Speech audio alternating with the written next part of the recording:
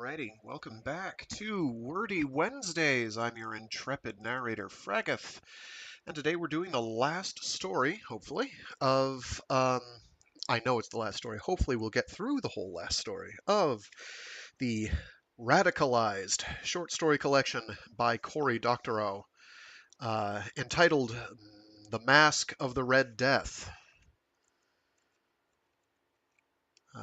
Like the Poe poem. Story? Whatever we call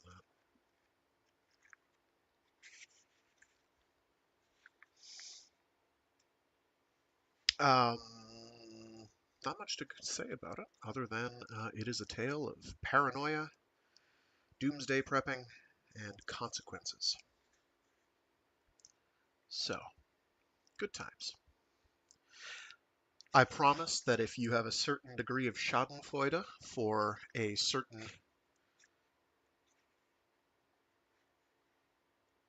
certain individuals, this will probably tickle you. Parts of it, anyway. I will say it is not all gloom and doom, though. Yeah. Okay. So hopefully we'll get through the whole thing. I'm not super confident, because it sort of depends on if somebody's going to call me to help them. So hopefully we can make some headway. Anyway, let's get cracking.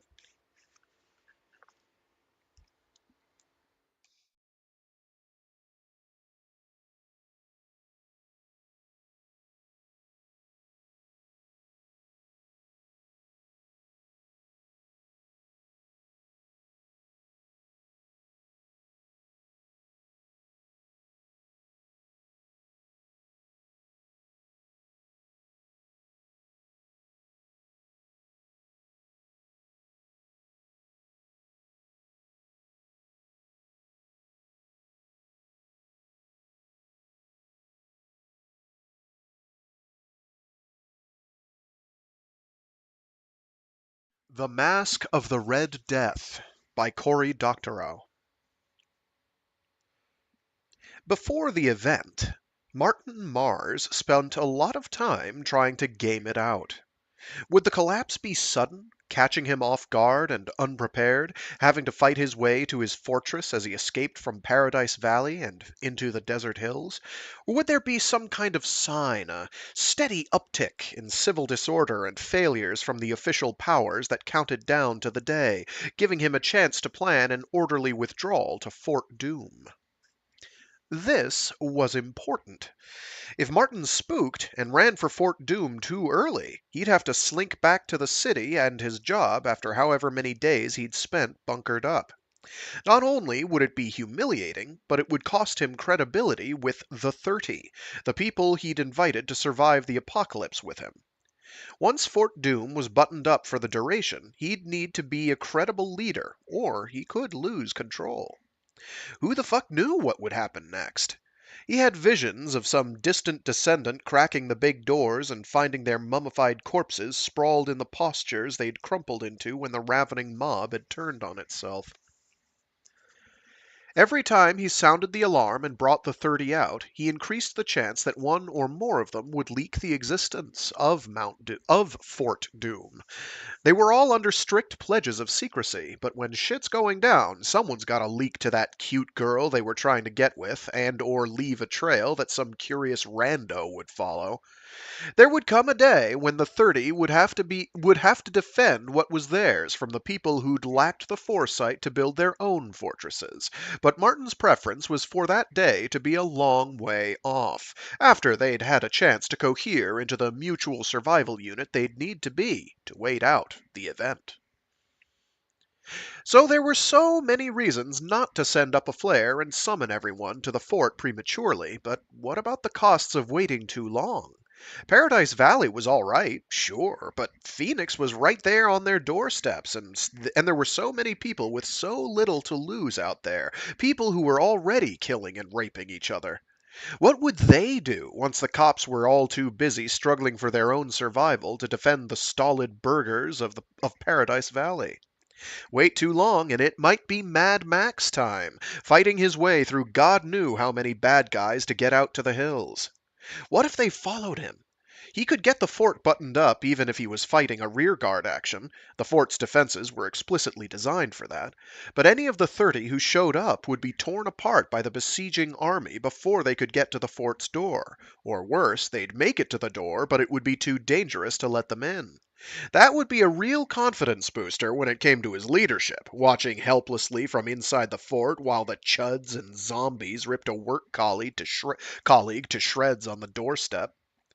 It was a hard problem. It was never far from Martin's mind as he sat at his Bloomberg terminal and watched the markets move, the currencies rise and fall, the assets bubble up and tank.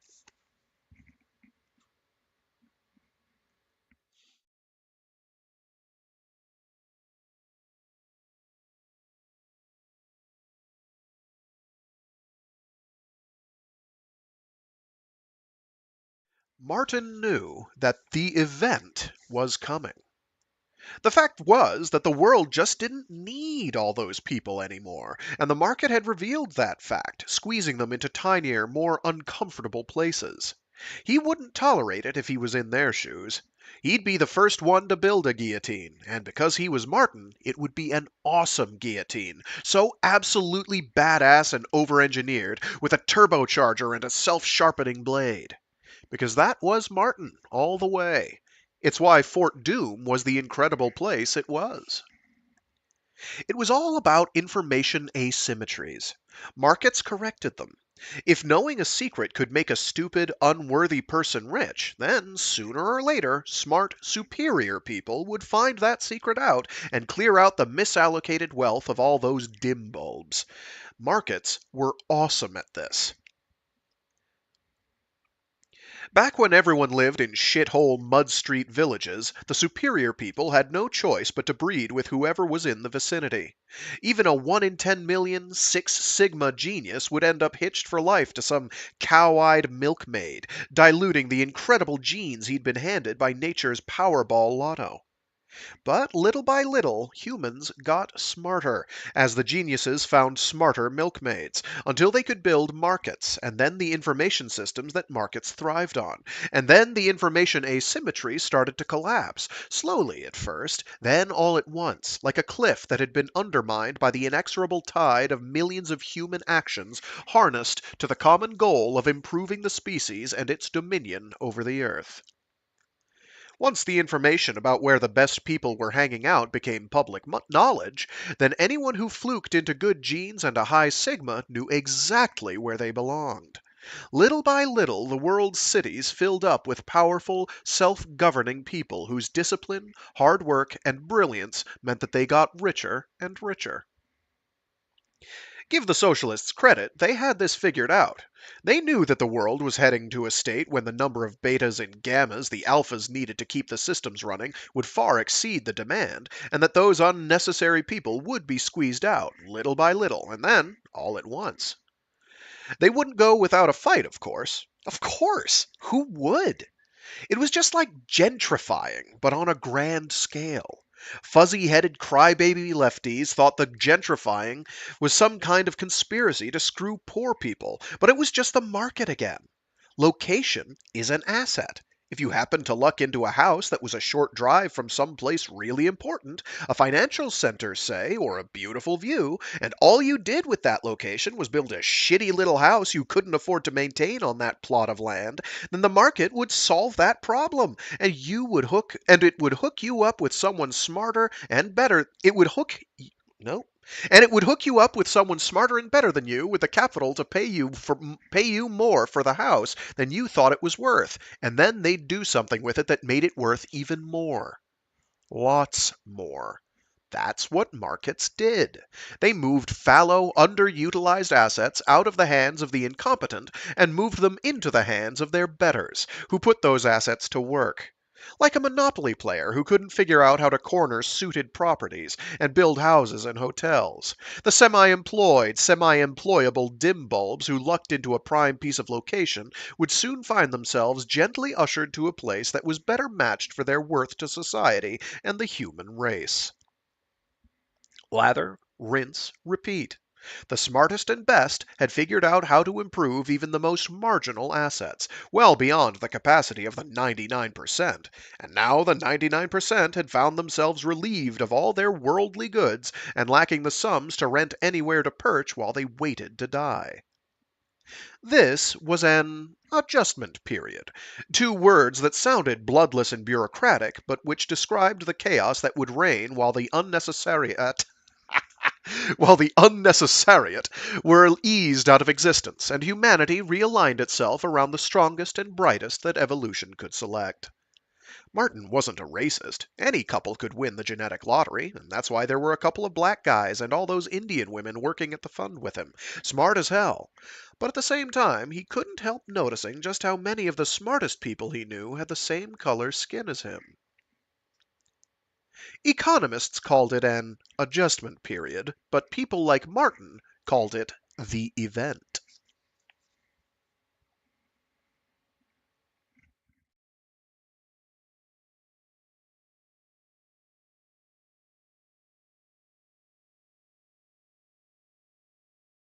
Martin had wrestled with numbers and personalities before settling on the 30. First, why 30? The fort had been built with 15 bedrooms, and he'd done the math on per person food, water, and other consumable reserves, and every person you added multiplied all those numbers, adding linear feet of shelving to hold toilet paper and MREs and bottled water. Each one translated into more solar panels, more batteries, more gas for the Jennies. But each one was also another strong set of hands to carry and build and fight. Half of them would be women, half of them would be men. Half single, half coupled. Martin was single, and he had obviously kept that thought in mind when he picked the single women to invite. He'd made it clear to all the singles that there would be no plus ones on the day. This was an invitation for them and them alone. If their circumstances changed, if they got into a serious thing with someone, then they could tell Martin and he'd pick someone to replace them. It wasn't like they were paying. One of the decisions Martin made early on is that this would all be on his dime. It was a baller move, an alpha move, the kind of thing that would give him leadership credibility when it mattered. And there was a pretty good chance that cash would be worthless after the event. He'd built a hidden vault into Fort Doom with some gold ingots, some encrypted thumb drives with Bitcoin, some dollars, some sapphires, and a few neat packets of renminbi, which felt right. You never knew. He could afford it. He could afford all of it. Martin and the market understood each other. He was a star at the firm, personally managing a portfolio with $11 billion in it, which he had personally grown from $9 billion. There was talk of giving him his own fund, giving him the most ultra-high net worth types the chance to subscribe directly, and giving him tons of freedom to do as he saw fit with it. When he thought about this, his brain kind of split into two different, mutually exclusive thought processes. The first one started adding up bonuses and commissions and new base pay. The second one wondered how much of that would arrive before the event. Maybe the event would never happen. He was a Bayesian reasoner, not a fortune teller. He gave odds, not certainty, like a good poker player. When he started planning Fort Doom, he was like 40-60, and it wasn't until he hit 50-50 that he broke ground on it, using the kind of discreet contractors that specialized in panic rooms. The firm he'd picked had a long waiting list, but when he described the size of the job he was planning, they brought in trusted subs they'd worked with on other big projects and started right away. Now it was done, he was more like 75-25 on the event, and of course, it was possible that he was feeling that way because Fort Doom was so fucking cool. It would be awesome to hole up there and wait out the chaotic months or years until stability was restored.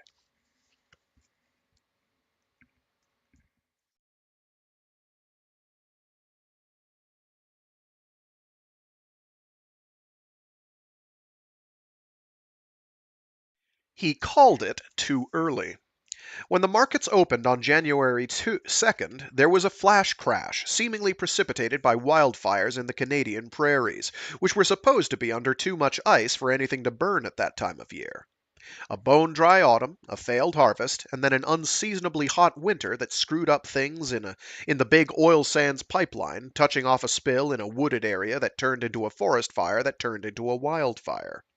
It had been rumbling all through the Christmas week, a constant background beat to the news reports. Here's how fucked up things are in Saskatchewan, and now a story about a soldier who made it home in time for Christmas. Martin moved some assets around, bought some swaps, and hedged up like a pro, even getting called in to facilitate a firm-wide meeting on the systemic risks the Canada situation presented. But other firms weren't nearly as well managed as Martin's. Nevertheless, they had a lot of money under management, which started to vanish like fairy gold as the sell-off touched off more sell-offs and it all began to blaze.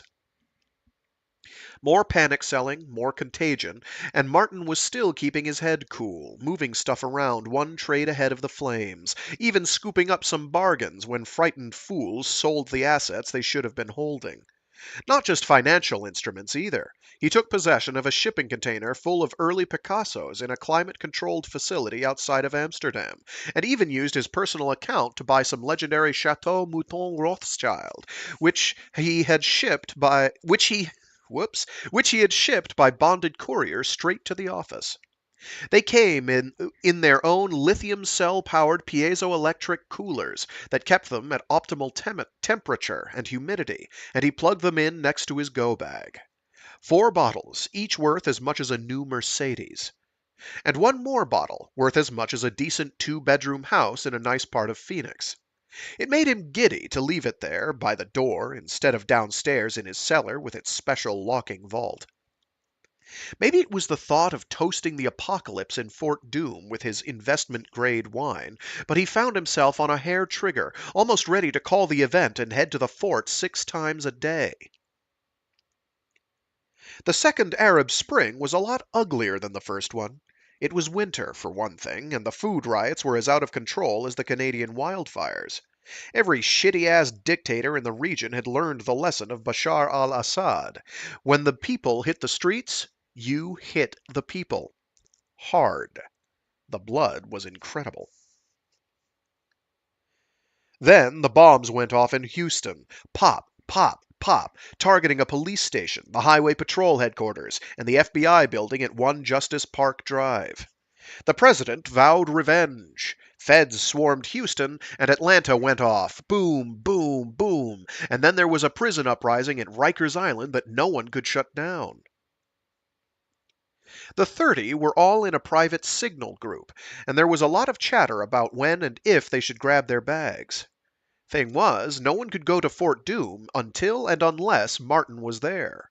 The fort had serious defenses, and only he knew how to disable them, and he wasn't going to tell anyone else how to do it, not until he was safely inside. He trusted the 30 enough to spend a long time in a lockdown with them, but he didn't want to tempt any of them with the power to lock him out and change up the guest list. Fort Doom was his. The house next to Martin's... Okay. The house next to Martin's got burgled.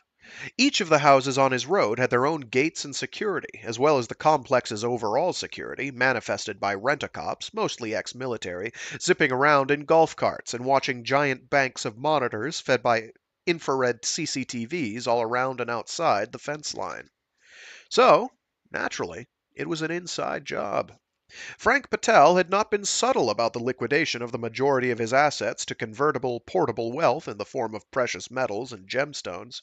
He'd talk your ear off about the clever ways he'd found to hide the loot, in hidden pouches, in clothes for him and his family, in hidden panels in his car, in a hidden floor safe in his basement, behind the fire brick in the walk-in fireplace in his great room. Word got around, and 2 of the guards fritzed the cameras on his door, knocked at it like it was a routine call-out, and then bulled their way in, tied him and his kids up, and got all of it. More than $10 million in anonymous, convertible wealth. The guards disappeared off the face of the earth, and G4S, who supplied them, brought in heavy lawyers and insurance underwriters and PIs who started hinting heavily that Patel was in on the robbery. It got ugly. It got worse when Patel blew his brains out. He was heavily leveraged and had just lost his life savings. To be honest, Martin was surprised he didn't take his wife and kids with him. It was the sight of them, the next day, their faces blank masks as they drove into Patel's gate toward his house and garage, that spooked Martin so that he made the call, firing off a mass text to the 30 and then autopiloting through the routine to get his go bags and other gear, including the Rothschilds in their portable life support machines. Into his armored Toyota Tacoma with its overcab cargo pod, camouflaged to look like a camping accessory, but actually as armored up as the Tacoma's body and windshields, with spare gas, tires, guns, ammo, food, even a chainsaw. He'd rehearsed this once a week, using the interior door connecting the house to the garage. He also had a randomizer that ordered him to drive the Tacoma periodically, so it wouldn't be unusual to see him leaving with it. He generally made a point of stopping at a lumber yard on the way home and driving back with some 15-foot 2x4s or plastic pipes sticking out of the back of the overcab, just in case anyone was looking. So he hit the road at 5:30 the next morning, which was within the parameters for his normal work schedule. There were days when market-moving events were predicted for London or Frankfurt when he'd go even earlier. He had the house in lockdown, and he waved the security guard on the gate as he waved to the security guard on the gate as he cruised through. Then he slipped his gate and toll transponders into a Faraday pouch and stuck them into the glove compartment. At a deserted red light, he peeled off his top layer of business clothes to reveal well-worn, high-quality fishing gear. He ostentatiously placed a tackle box on his passenger seat, so anyone who took a close look would see a middle-aged, fit guy heading out of town for a weekend of fly fishing. Not a multimillionaire with interesting quantities of easily convertible wealth and the kind of vehicle that you could live out of for a week without a resupply over rough terrain in the face of hostile belligerents. Thus camouflaged, he switched his phone into airplane mode and drove at 1 mile under the speed limit for the next 4 hours.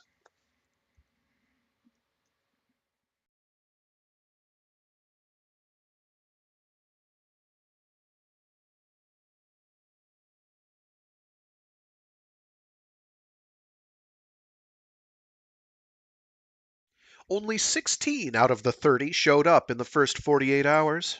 He took pains to disguise how furious that made him, because the 16 needed to see him as a cool-headed, forward-looking leader, not a child who was upset that half the guests hadn't come to his birthday party.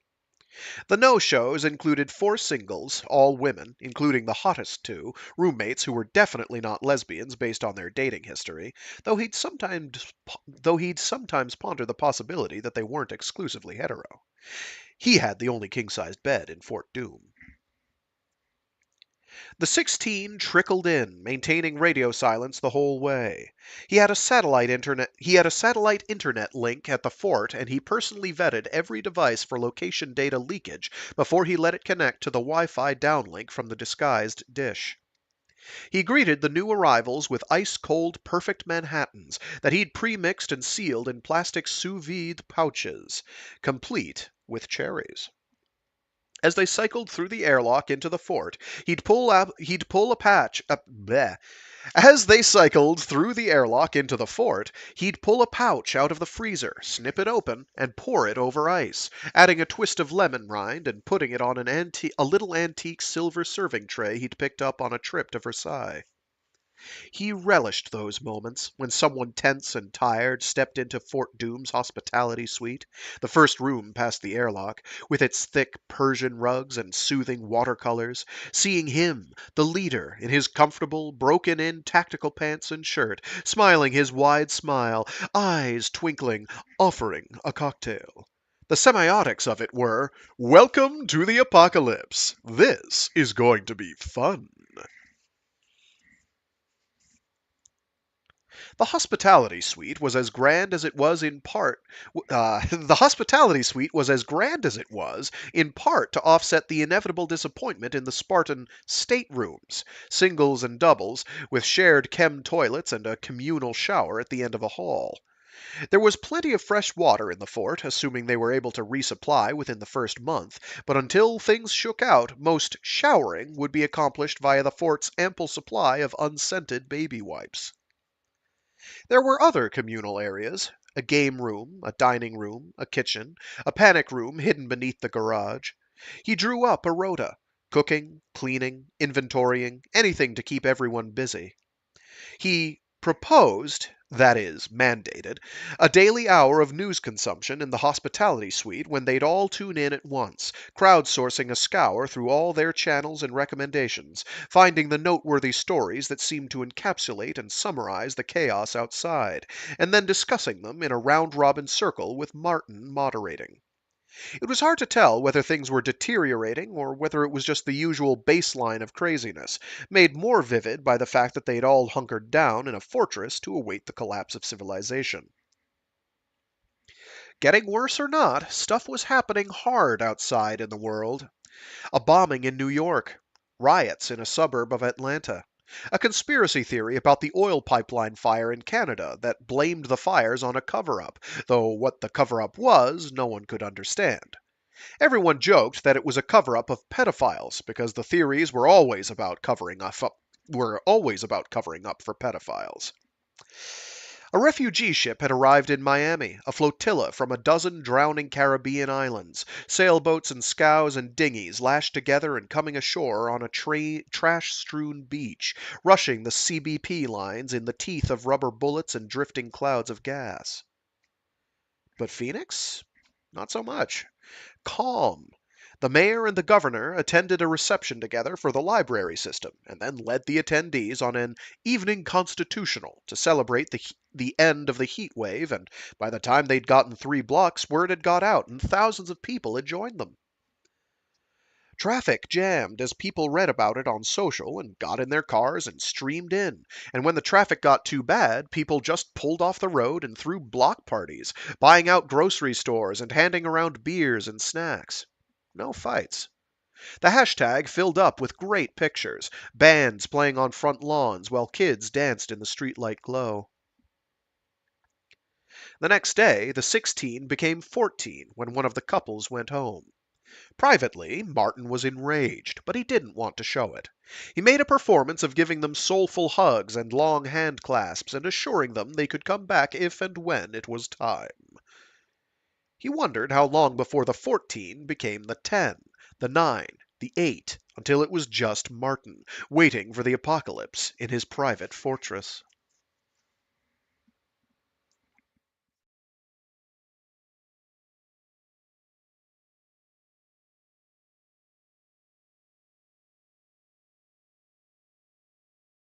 It wasn't long.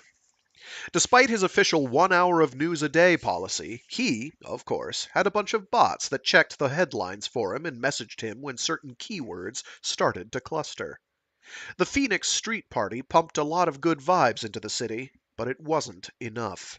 A live-streamed traffic stop ended with a Phoenix cop spooking at what he said was a gun, it may have been a phone, and shooting into a car. The family in it were as respectable as you could ask for, literally on their way home from church on Sunday, and the little boy who died in his mother's arms was wearing a tiny suit and bow tie and white shirt that showed the blood. The streets erupted. Protests, counter-protests with white nationalists carrying sticks and flagpoles. Fights.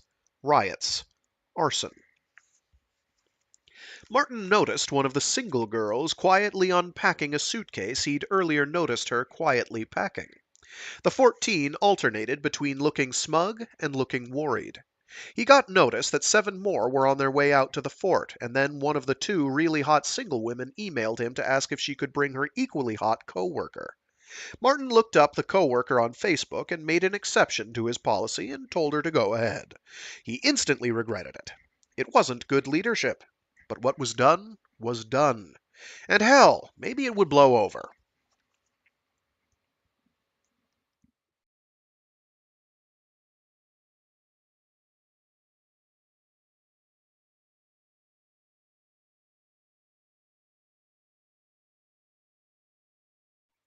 The first crisis came 2 weeks later.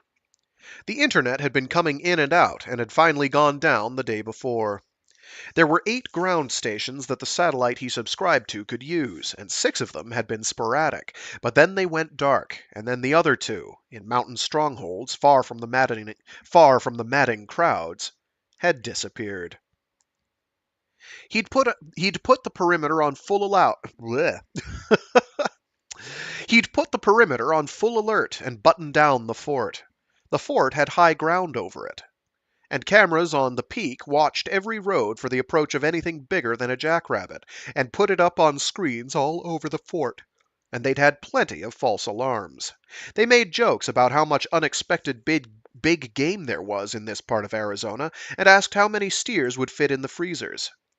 They pointedly didn't discuss why steers were wandering around, untethered and unaccompanied by ranchers. But then there was a Jeep, driving straight for Fort Doom, in a beeline that made it clear the driver knew where he was going. A few of the 30 had trickled in after they'd gone on high alert, but this wasn't any of the vehicles he'd collected profiles on. Grimly, he unlocked the guns. Of the 22 in the fort, 8 were really good with rifles, and 4 were merely competent.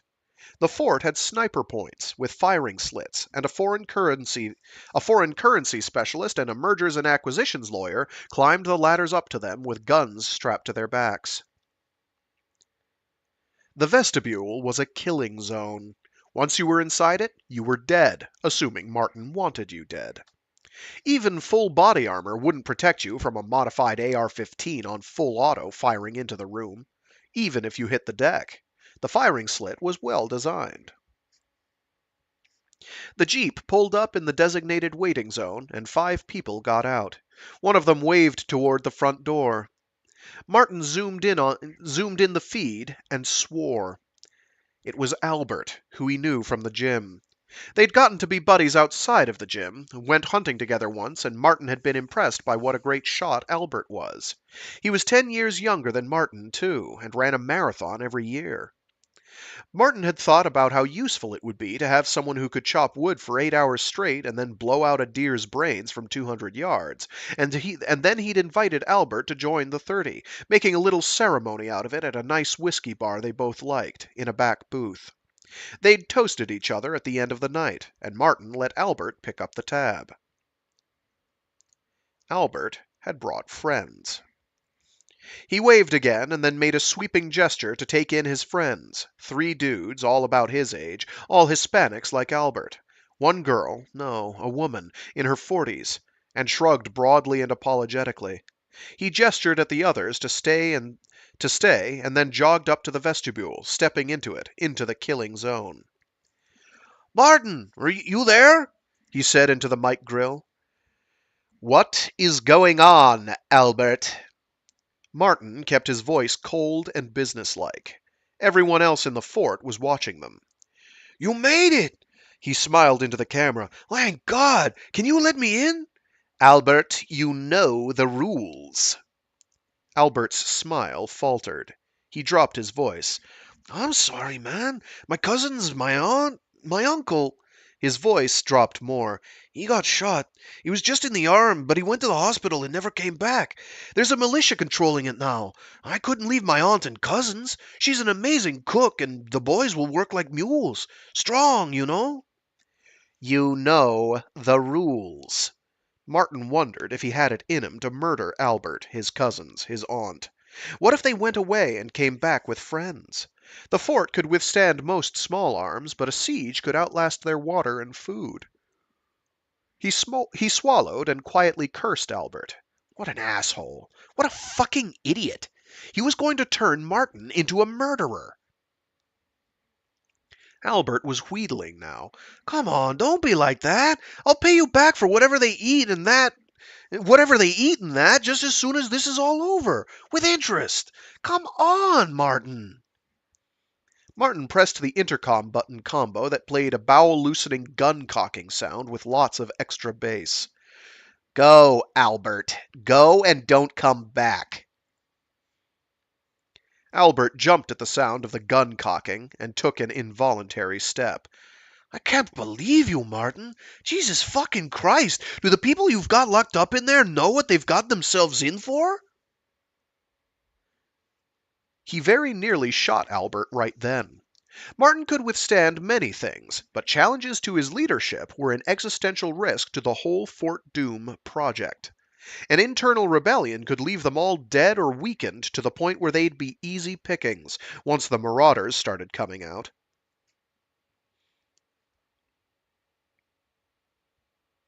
He did not pull the trigger. But he did detonate one of his precious roadside charges, blowing out a chunk of the trail leading up to the fort. He chose a lower one to keep the anti-personnel shrapnel from hitting any of Albert's asshole relatives, because he wanted them to leave, not linger and die on his doorstep. What a fucking mess.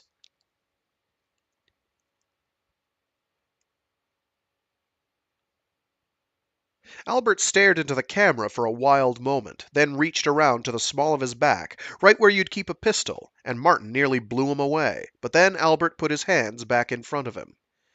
Fuck you, Martin. Jesus Christ, you psychopath. You asshole. I can't believe this shit. I hope the people you got in there know they've locked themselves in with a psycho.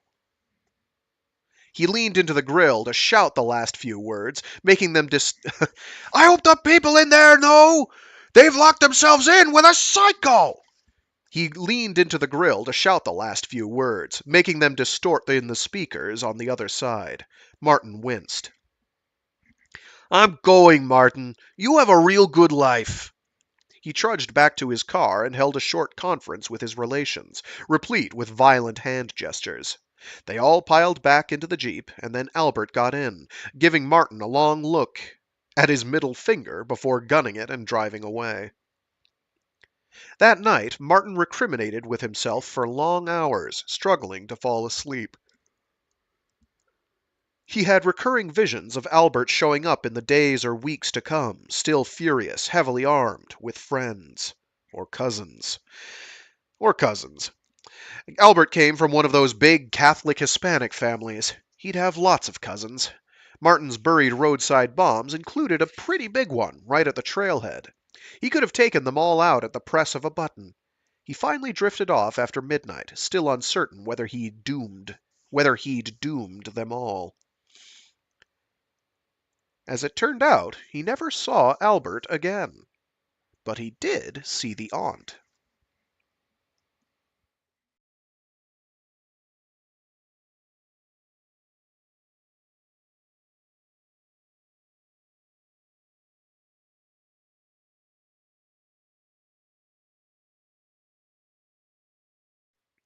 It was a month later, and there'd been a little bit of news on the shortwave, a mix of BBC World Service, RT, and apocalyptic apostate Mormon preachers, with high wattage transmitters on the Arizona Strip, shouting about the White Horse Prophecy. They'd been drinking well water to conserve the bottled supplies, boiling it just in case, and their diet was half MRE, half elk and deer sniped from the towers. There were 23 of them now, and they had a good little routine of divvying up the cleaning and cooking and hunting and such. There wasn't all that much to do, so they played epic chess matches and had movie marathons, and some of them paired off and snuck away for outdoor sex, or commandeered one of the bedrooms and hung a handkerchief on the doorknob. There was always at least one person staffing the CCTV feeds, looking for intruders, and a few times they'd all rushed back and buttoned up when convoys or lone cars had gone by. It was lonely territory, and there wasn't much of that. A few times Martin had caught members of the 23 going outside without their mandatory walkie-talkies, and he'd torn strips out of them, impressing on them that while things were calm and peaceful out at Fort Doom, there was still plenty of mayhem and murder out there in the world, and they were putting everyone at risk by getting out of contact. If intruders came down the road and Martin had no way to call everybody in, someone might get spotted, and that might bring back a full force of bad guys. Blood and death would follow. The jeep came back up the trail and rang every bell in the fort as it climbed closer and closer. It was the first time a vehicle had come that close to the fort since the last stragglers had arrived. When Martin recognized the jeep, his heart started to hammer in his chest. This was it, the invasion he'd been dreading. The consequences of his foolish sentimentality come back to end all their lives.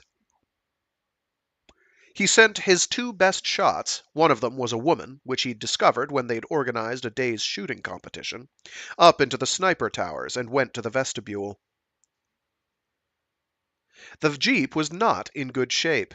It had a big, ugly dent running down the passenger side, like it had been T-boned, and the windshield was starred with cracks. The exhaust pipe belched dark, ugly smoke.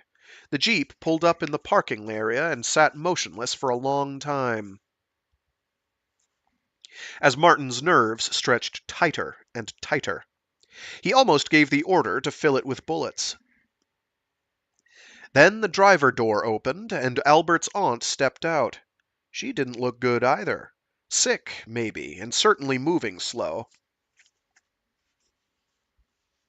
She was wearing a fleece jacket and jeans and heavy boots that flopped on her feet, so big on her that he could see they didn't fit from 100 yards. He held his breath while he waited for the other car doors to open, but they didn't. The woman stepped around the Jeep and stopped, resting her hand on the hood and breathing and staring at bleh. She took a deep breath and drew... Oh, never mind. Let's take the paragraph from the top. Sorry, folks. He held his breath while he waited for the other car doors to open, but they didn't. The woman stepped around the Jeep and stopped, resting her hand on the hood and breathing and staring at the vestibule. She took a deep breath and drew herself up and walked toward them, limping a little, boots flapping. "Stop there," Martin said, cranking the gain up on the vestibule's speakers, loud enough to be heard on the front lawn. She stopped and swayed slightly, staring around, then started walking again. "Stop," Martin said again. She pushed forward. Her hair was coming loose from its ponytail. Her face was sheened with sweat and lined with exhaustion. She put a hand to her stomach and groaned. "Stop!" Martin said, and played his MP3 of a cocking rifle. She stared into the darkness of the vestibule with mournful eyes. Then she staggered in. Martin did not have it in him to shoot a sick, injured, middle-aged lady. Partly that was basic human decency. Martin was not a bad person, he knew that. And partly it was the fully rational calculus of maintaining his moral authority in Fort Doom. "What do you want?" "Albert died," she said. "There's so much sickness. You took him, then my boys." Her voice was hollow and flat. "They say it's cholera." She squeezed her face into a grief mask. "So many people are sick." Martin felt his own guts clench, his own bowels turn to water. He had Cipro and the other broad-spectrum last resort antibiotics, but he hadn't replaced them yet this year, and a bunch of them were expiring soon. He'd read that their efficacy would start to fall off a cliff when that happened. After a deliberate bioweapon attack, cholera was one of the fears that kept him up at night. He had lots of guns, but you can't shoot germs. "If you're sick, you'll have to leave." He made his voice hard. She stared into the vestibule's camera, clutching her gut, trembling, sheened with sweat. He'd need to break out a bunny suit and bleach solution and power wash the whole thing. She wasn't moving. "Go," he said. She stared on, nearly doubled over now, chin raised, still staring, or glaring, maybe. Martin didn't let himself feel empathy for her. It was the grasshopper and the ants. He'd done all the work to make himself a cozy shelter from the blowing winter, and she had done whatever she'd done instead. Made a bunch of babies, watched reality TV, taken drugs, or crocheted. People who didn't think ahead were self-correcting problems. She was correcting herself, and it wasn't pretty, but it wasn't his problem either. Her chin trembled. She was holding back tears. "Please," she said, in a tiny voice that barely reached the mic. There was motion behind him, people drifting into the hospitality suite, watching the interaction. Watching him. This was a leadership test, a moment of truth. He could shoot her dead where she stood. The additional fluids would not pose any extra hazard. He was going to need to power wash and bleach no matter what. Would his people see that as a show of strength or a show of weakness? If you come back in an hour, I'll leave you some supplies down at the trailhead. We don't have much, but I can give you some food, some Tylenol, warm blankets. But I can't let a sick person in here. This isn't a hospital. You bring sickness in here, we could all get it. We could all die. The last word snapped her head back like he'd fired a bullet between her eyes. Those eyes, the eyes of a dead woman who knew it. Slowly, she straightened up. She took a step backward, hand still pressed to her stomach like she was gut shot. She backed out of the vestibule and then turned and walked in slow, careful, pained steps to her car. She managed to get past the bumper before a cramp doubled her over. He saw her knuckles go white on the car's hood as she struggled to stay upright. Then she straightened again and got in her wreck of a car, driving off slowly.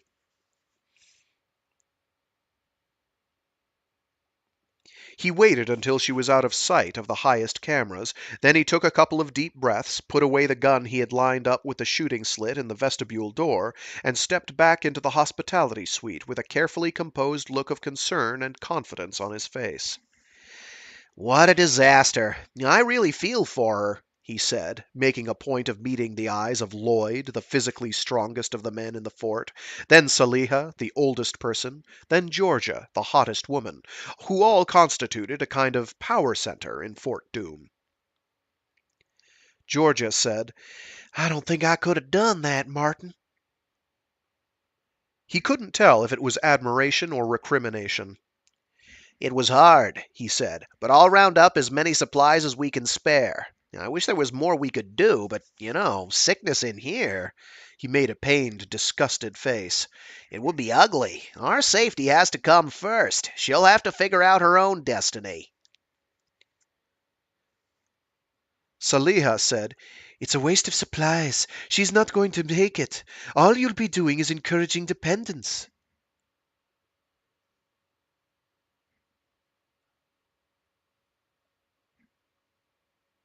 I just lost track of the sentence. I'm sorry.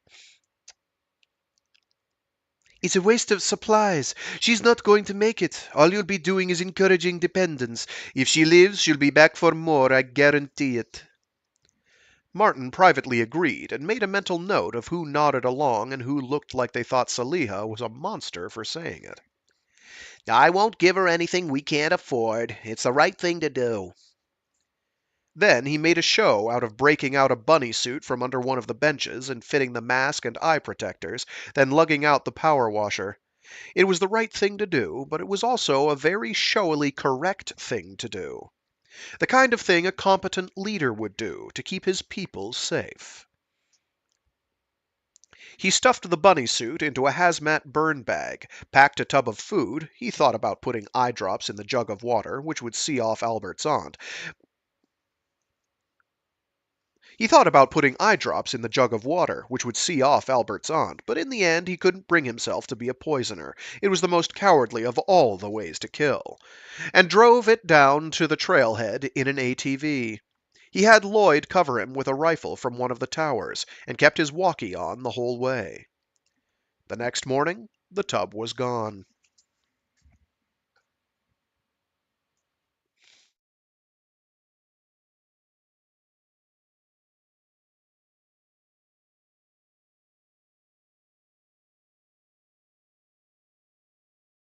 One week went by.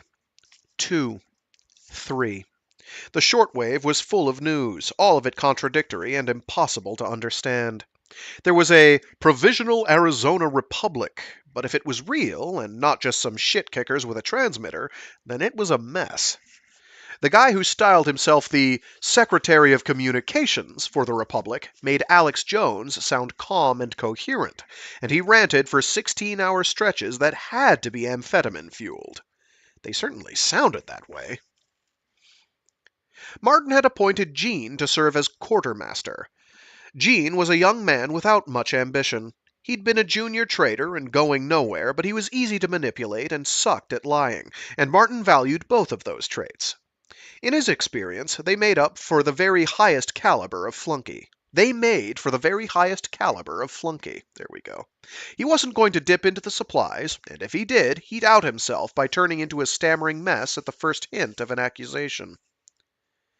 Jean made color-coordinated spreadsheets showing their rate of consumption of all their supplies, with excellent bar and pie charts for easy reference. The upshot was that they could eat off their stores for another 2 months if need be, but it would involve rationing and a lot of dinners of dried meat and vitamin pills and fiber supplements to keep everything moving. No one wanted that, and besides, everyone was bored shitless and starting to clique up and hook up and break up and generally go stir crazy. So Martin decreed that they would hunt and scavenge for supplies to stretch out their stores, aiming for a minimum of 50% of all consumables coming from outside the fort. They'd hunt game, of course. Lloyd could dress a steer or deer, and the rest were learning, and Georgia was an excellent cook who made everything from cowboy steaks to liver tagine, from the I don't remember how that's pronounced. Tagine. I've seen it in print. I don't think I've heard it said lately. Tagine? I think it's Tagine. We're going to go with that. As he loses his place again. They'd hunt game, of course. Lloyd could dress a steer or deer, and the rest of them were learning, and Georgia was an excellent cook who made everything from cowboy steaks to liver tagine from the animals they brought down. The scavenging parties were a new one. The fort was very remote, but Martin had mapped out all the nearby settlements. A couple ranches, a gas station with an attached country store, and a Nevada Highway Patrol substation. The scavengers took out the electric ATVs in silent mode by moonlight, dressed in charcoal gray with their faces blacked and their hands in black gloves, and scouted them with night vision scopes before approaching the empty ones, the gas station, 2 of the ranches. The gas station had been trashed and looted, and someone had tried to blow up its storage tanks, but their fire suppression systems had kicked in, leaving every surface slimed with cancerous residue. The gas station had been trashed and looted, and someone had tried to blow up its storage tanks, but their fire suppression systems had kicked in, leaving every surface slimed with cancerous residue. But the ranches yielded all kinds of loot. Canned goods, root cellars worth of vegetables, blankets, outfits they played dress-up in, ancient board games, a box of card decks, and an inlaid carousel of poker chips, photo albums that they pored over and laughed at and speculated on. That killed another week, and in 3 days they were 100% reliant on external sources for food. Admittedly, a lot of that came from the ranches, a non-renewable resource, but as Andreas pointed out, if the shit continued to hit the fan, there would be a lot fewer people, and that meant a lot more elk and such. Andreas also had some things to say about the kinds of delicacies that could be prepared from edible cactus, and ideas about how to figure out which cacti qualified. There were more ranches, farther away, and even a little town, with a Navajo gift shop and a gun store. Martin figured that if they put together a raiding party and outfitted one of the empty ranches as a base of operations, they could make incursions into these more distant targets without risking the ATV's power cells or straying too far from the fort that they couldn't retreat to it if someone needed emergency medical care. There wasn't any good reason to go for the gun store, but everyone was excited for the prospect. Living through the visit from Albert's aunt and then witnessing the ruins of general store and gas station had convinced them that they were smarter and better than the idiots out in the world who hadn't made the same kinds of preparation. When they tried to imagine what they'd do if they were stuck out there in the world while a group of smarter people were cozy in Fort Doom, it was easy to imagine a marauding force trying to take the fort. The guns might come in handy, and besides, if they didn't get them, someone else would, and then the guns might end up pointed at the fort. When you thought about it that way, it was practically a moral imperative. They used drones to scout the run, doing several flyovers and then a couple of low flybys to get a sense of who might be in the area. They spotted some Mexicans outside of a neatly kept house, tending a garden and pointing with alarm at the drone as it buzzed them, but apart from them, nothing. Martin had chosen a truly remote place for his fort, remote even by Arizona standards, where there was so much big sky and big country that you could go off the beaten path and see no one at all for days. Of course, if they'd traveled not much farther in the opposite direction, they'd be at the outskirts of Phoenix Metro, and God knew what kind of chaos they'd find there. All the more reason to get the guns. Planning the gun run was incredibly fun. Martin turned the hospitality suite into a war room, brought in a big whiteboard, tacked up aerial photos from the drones. They started calling the ranch Forward Base Alpha, which was really cool to say. Getting close enough to the gun store, Big Tom's it was called, to check out its condition in detail was hard. The drones had a range of just over a click, and the terrain around Big Tom's was flat, with only a little low scrub, so there wasn't anywhere to shelter while the recon teams piloted the drones in. They just had to hope that they'd find it untouched, ready to be cracked open with Fort Doom's oxyacetylene cutting torch. Allen and Crispin were drafted to operate a cargo vehicle, Martin's armored pickup, to carry away the loot once the place was sprung. Martin called the mission for a Monday. They used a big paper calendar, hung prominently in the hospitality suite, to track the procession of days and nights. And the night before they barbecued steaks and drank some of his very best old bourbon, including a bottle of 20-year-old Pappy that Gene had carefully noted in his quartermaster's spreadsheet. There was enough for 3 glasses each, and Martin couldn't help but brag that each of those little shot glasses held $100 worth of liquor at pre-collapse prices. Who knew what it would fetch in the marketplaces of the New World when it emerged? He entertained a brief fantasy of presiding over a market stall in some fair town, surrounded by mercenaries with hair triggers, dickering over trade goods with princelings of the nearby fortresses. It was ridiculous, Frazetta stuff, but it was a hard image to shake. I assume that's a reference to Frank Frazetta.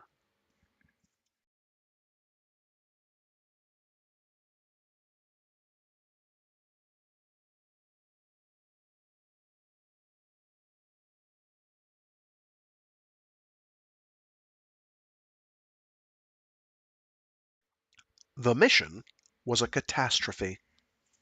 Brett didn't come back. He'd been on point when they scurried under the cover of darkness to Big Tom's, wearing night scopes. His backups, Allen and Crispin, had circled wide and were coming in from the other side, waiting for Brett to make his entry. Crispin didn't make it either. Allen was the one who'd told the story, shaking and crying. The footage from his GoPro was shit, even with the night filters on, and an uninterpretable blurry cam jumble. Blurry cam jumble.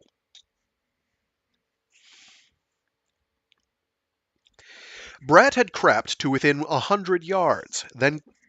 Jesus Christ, excuse me, give me a sec.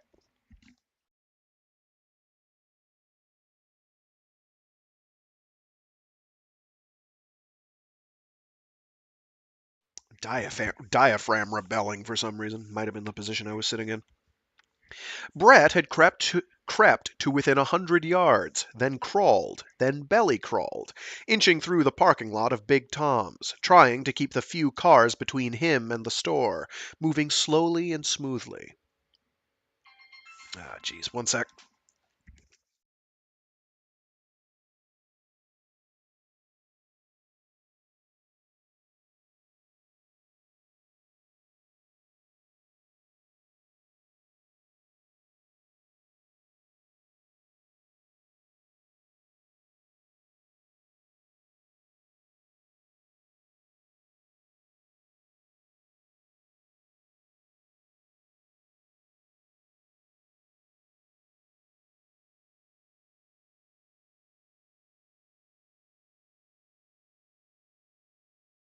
Not the call I was dreading, just garbage. Nice. We continue. Sort of. I'm going to just take the page from the top. Brett had crept to within 100 yards, then crawled, then belly crawled, inching through the parking lot of Big Tom's, trying to keep the few cars between him and the store, moving slowly and smoothly. Allen kept his rifle trained on the front door. Crispin moved in a rotation between several targets: windows, the roof, a blind corner. Every time he moved his scope, he whispered, "Clear," into the walkie he was wearing. Am I go? Brett asked. He was breathing heavily. "Go," Crispin said. "Go," Allen said. Brett got up in a runner's crouch and sprinted to the door. He flattened himself against the wall. They heard his breath rasping through the walkie earpieces. Allen wished he could be there with Brett. This was so fucking cool. They saw a small red light go on and pan over the door. Then it winked out. Locked. Good lock, too. Steel plating. Okay, going to knock. He rapped at the door. They'd debated this, but on balance they decided it was for the best. If there was someone inside, better to make contact this way than to come on them by surprise. It was a gun store, after all. He thumped. Hello? Anyone home? They all held their breath. Brett's breath raps. Bleh. They all held their breath. Brett's breath rasped in. Okay. A distant sound of Velcro as he unholstered the Makita drill from his thigh and twisted the high-speed steel bit. They saw the pinprick of light from the drill as he worked the trigger while holding the chuck to tighten on the bit. Then he crouched and fitted the bit in the lock's keyway. They heard the distant whine of the drill, slightly out of phase with the walkie's staticky transmission. Come on, you little bastard, Brett whispered. Then, shit! He stopped the drill, the sound of the broken bit falling to the ground, fumbling with a replacement, and then the whir of the drill started again. All the way through, switching to a bigger bit. The sounds of the chuck working, clinks of the bits, rasp of Brett's breath. Sound of Crispin chanting, "Clear, clear, clear," as he moved his rifle around. Okay, Brett said, just as blinding lights went on all around the building. Crispin squeezed off a shot reflexively, Allen thought, and then there were two more shots and Brett pitched forward. Evidently, the entire town is burning down. Give me a sec.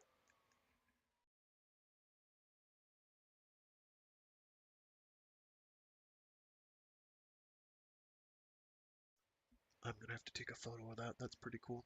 Not a fire. Not. I mean, maybe there's a fire somewhere else. The thing that's cool isn't a fire. There's a cute little bit of. Never mind. Where were we? Through his scope, Allen saw the smoke rising out of the bullet hole in the door. And for an instant he saw the frayed edges of the thin metal that had been used to cover the firing slit. More shots and puffs of smoke rising from the parking lot.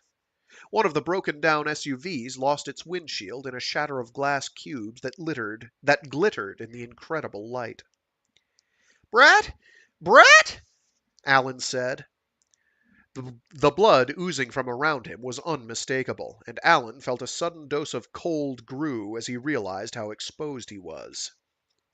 He was about to get up and scramble back when trap doors on the roof of the gun store flopped back in unison, and four sharpshooters popped out, laying down suppressing fire as they got into position behind brick bluffs on the roof's corners.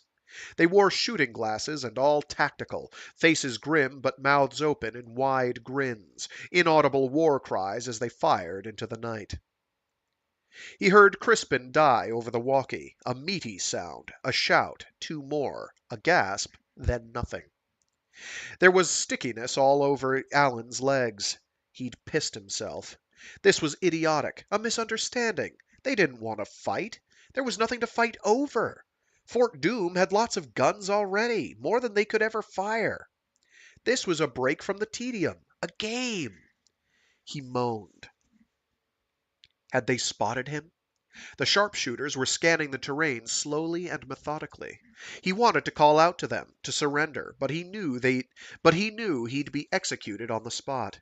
He understood that this is exactly what they'd have done in Fort Doom if someone had shown up there, armed, drilling out the locks, covered by backup.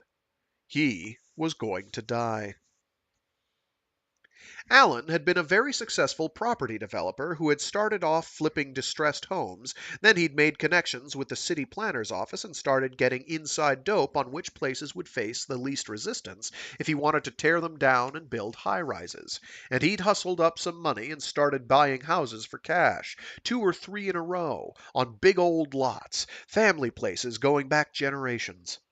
He'd specialized in having them demoed before anyone knew that anything was up, dozing them to the foundation slabs all in the same day, in and out before the first noise complaints could be followed up on. He called his boys the wrecking crew and paid top dollar if they could finish by sunset. The condos he put up paid for it all, mid-rises, then high-rises, then complexes. He understood the power of unrelenting speed. Sometimes he'd pictured himself as a shark, never stopping, surging forward to snap up prey, moving from debt to payment, creaming off the profit. He was not feeling like a shark anymore. He tried to be a snail, a slug, low-lying, slow-moving, so slow you'd never see him. He put his face in the coarse, cool, nighttime sand, making himself as flat as he could be. Using his fingertips and the tips of his booted toes, he edged himself half an inch backward, toward the trike he'd left parked 20 yards away. No one shot him. In his earpiece, he heard the sound from Brett's walkie, faint conversation from the sharpshooters, 1 word in 3. Got him. See him. Good shot, motherfucker. Another half inch. Holding his breath, then breathing shallowly. A slug. A snail. Another half inch. Another. Count to 10. Another. Scrape of the door to Big Tom's opening. Bang as it hit Brett's corpse. Slow slide and grunt as someone pushed the door and Brett's body along with it. Fucking assholes, from the walkie. Boots on concrete. Scuffle of the walkie being handled. Hey, any of you assholes out there hear me? Oh, sorry.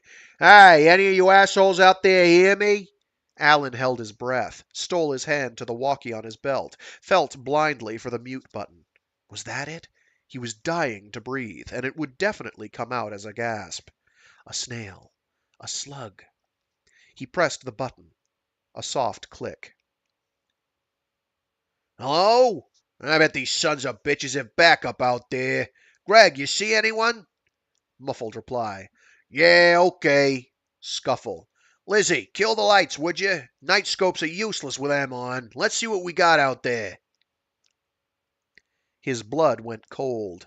The piss coating his legs turned to ice. Fuck. He inched faster. Faster. Conversation in the walkie earpiece, incomprehensible over the rasp of his clothes, the rasp of his breath. Faster. Click. The lights went off. Green blobs danced in front of his eyes, despite the long moments they'd been pressed into the dirt.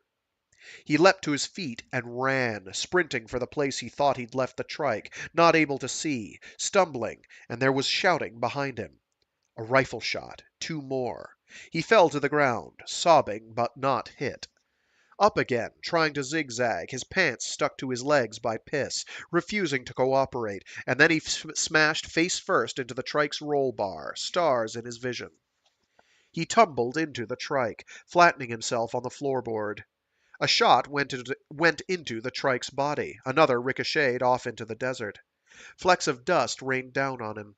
The keys were in the ignition, and he left it pointing out, part of the careful planning that had been so much fun to do on the whiteboard. He turned the key, bent double over the trike, head down. Awkward foot on the accelerator and the electric brush motor engaged, and the trike rocketed forward, nearly throwing him clear, knocking his foot free of the accelerator, and the trike stopped suddenly, nearly throwing him clear again. He scrambled into the seat, and a bullet hole appeared in the windshield ahead of him, which starred. He closed his eyes and whimpered even as he planted his ass firmly in the seat, sitting higher, head exposed, hands on the wheel, foot back on the accelerator, and this time he was braced for the acceleration, and the trike leaped forward, and he opened his eyes and flipped on the headlights because he had to see where he was going, and they had night scopes, and he swerved back and forth, trying to make the movement random and unpredictable, in large part succeeding because he was too shaken to steer in any fashion save erratically. More shots puffed into the dirt around him, one close enough to spray him with hard bits of gravel that cut open his cheek. As the walkie faded out of range, he heard them hooting and swearing. He drove and drove and drove, stopping on a deserted stretch of road with good sight lines in all directions, where he vomited until there was nothing more to come up except mucousy spit. He had a cooler on the passenger seat, and he opened and drained a can of Coke, ate 20 milligrams of Adderall, and then fired up the bike again. Oh, that's great on an empty stomach, I'm sure. He drove to Forward Base Alpha first and opened the padlock they'd fitted to the door with shaking hands. Walking around the familiar ranch house with its shelves of supplies and stacks of paperbacks and board games, as well as the overnight bag he'd packed, gave him a sense of absolute unreality. Only a few hours before, he'd been here with Brett and Crispin, laughing, going over the plans, trembling with excitement. Now he was trembling with terror in the room, bleeding, light-headed, empty-stomached but nauseated all the same, vision out of focus, legs chapped by his own piss. With his own piss. He dropped his pants on the floor and pulled handfuls of baby wipes out of a container and scrubbed at his legs and ass and balls, tossing the dirty wipes on the floor. He upended his overnight bag and found a spare pair of pants and pulled them on, then transferred the contents of his dirty pants pockets. He changed shirts. He got his trike keys. He looked around at the room. There was food. He should take food.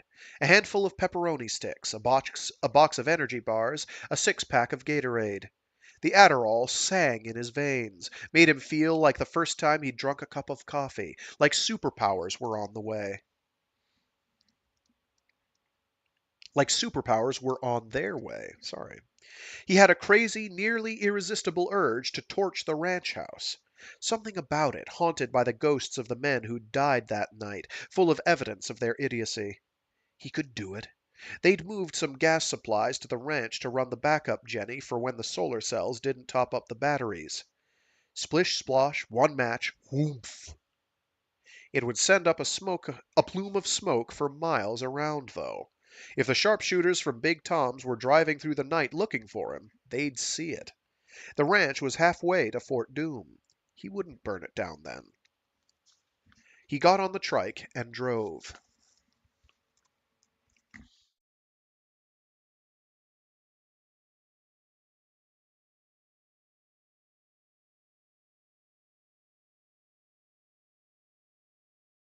The surviving residents of Fort Doom watched Alan shiver and weep as he told his story, and Martin watched them watching Alan, trying to control his rage.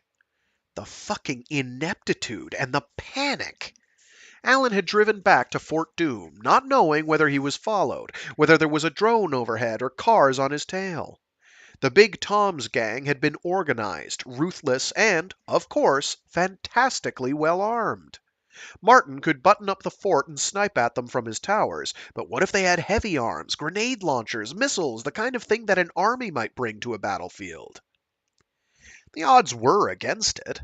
Perhaps they had high-fived, buried the bodies, and celebrated with a big pancake breakfast. But what if they hadn't? One thing Martin had learned as a trader: small risks with huge downsides couldn't be ignored. So he waited until Alan had told his story and everyone had commiserated and said kind words about Crispin and Brett, and then he took Alan back into his room for a drink. That's in quotes. Alan looked small and beaten, huddled on one of the armchairs in Martin's room. Martin poured him an above-average single malt on a big whiskey rock, the kind of thing that Alan used to celebrate his business triumphs with. Alan had had a lot of those, and they'd enjoyed plenty of boozy nights in some of the nicer bars in Phoenix together. There had even been a fishing trip together in Bermuda, with deadly blender drinks the bartender called Zack Attacks. The bartender was named Zack. Nice kid. Yale dropout. You going to be okay? He forced concern into his tone. Alan drank. I guess so. I mean, yeah, sure. People have gotten over worse. Plenty of people. Especially these days. Martin took a drink, watched him. He hadn't figured that Alan would fold up like this. Panic. Lose his shit, really. That's good, because you need to do something. What's that? He reached for the bottle and refilled his glass.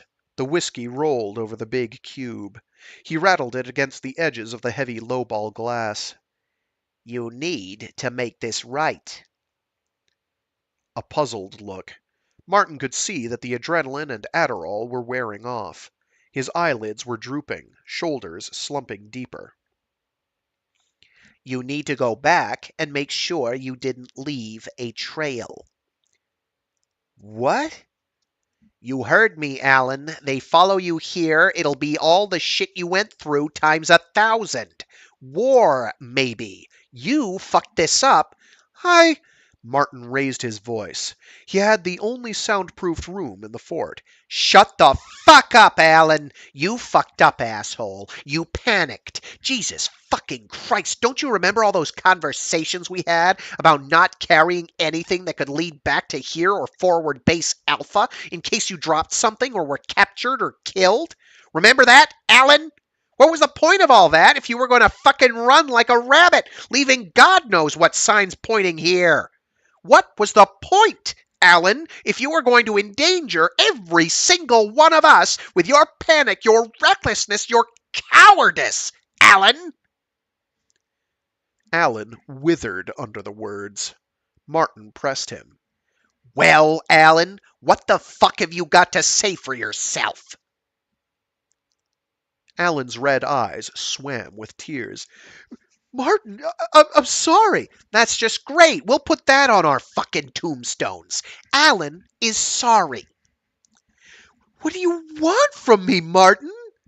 Get out there and make it right, you dumb fuck. Go and backtrack your trail. Carefully. Eliminate any sign you left behind you. Walk it, if you have to. Every crossroad and at least a mile on either side. Bring a broom, bring a rake, whatever it takes. Take care of it. I haven't slept in... Martin rattled a bottle of Adderall in front of him. 30 milligrams should do it. You can sleep when you're done. Bring a bedroll and a pop-up tent. One of those little one-man shift pods. Don't fuck it up. Alan dry swallowed the round blue pill and heaved himself to his feet. Felix helped him pack, bringing him to the storeroom and rousing Jean to play quartermaster, barking out a supply list at Jean and having Jean loaded onto one of the intact ATVs, along with a spare battery for the trike. He saw Alan off on his own via the big cargo door on the other side of the hill, moving the camouflage out of the way first. Go, he said. Come back with your shield or on it.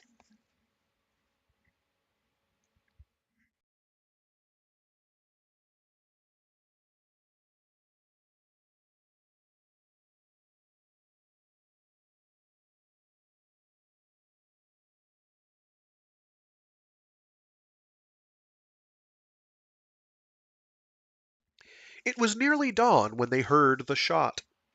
Martin rushed to the monitors, reviewed the footage. It showed Alan's trike laboring up the hill to the front door, then Alan pacing for a while, then sitting in the trike's driver's seat for a longer while, contemplating the emptiness and the desert and the night. Then, without any wind-up or hesitation, Alan drew his sidearm, put the barrel in his mouth, and pop. That was the shot. Martin waited until dawn, and then he got the power washer and went outside to clean up. Later that day, he took out the trike Alan had been on. His tracks were obvious. He'd ridden down to the bottom of the hill, done a wide circle leading out to the highway, then turned around and come back. He'd never even tried to erase his trail. Martin walkied into Fort Doom, told them he was going to go and check Alan's trail for signs pointing home. He still had all Alan's supplies. It turned out Alan hadn't been all that obvious on his way home. Or maybe Martin wasn't good at reading the signs. Either way, he found nothing between the fort and forward base Alpha, and then he crept slowly and cautiously from forward base Alpha to Big Tom's, and, finding no sign, went back to Fort Doom, arriving after sunset, tired and sore. No one but Jean had seen any part of Martin and Alan's private discussion the night before, and Jean wouldn't talk. Martin made somber noises about trauma and bravery and sacrifice, and the need for all of them to know that they could always talk to him, to any of them, really, because they were all in this together. They were a unit now, a family, really, and they all had a duty to one another. He used the excavator to trench out a shallow grave for Alan and then filled it in. He didn't mark the grave, and when Georgia asked him about it, he told her it was to keep from giving any sign that there was any He didn't mark the grave, and when Georgia asked him about it, he told her it was to keep from giving any sign that there was any inhabitation near Fort Doom, and she nodded seriously and gave him a look of admiration that he called to mind that night as he lay himself down to sleep.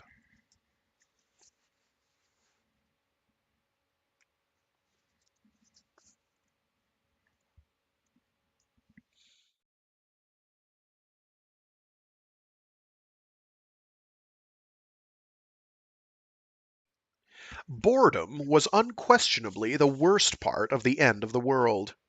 Out there in the world, things were anything but boring, to judge from the shortwave broadcasts.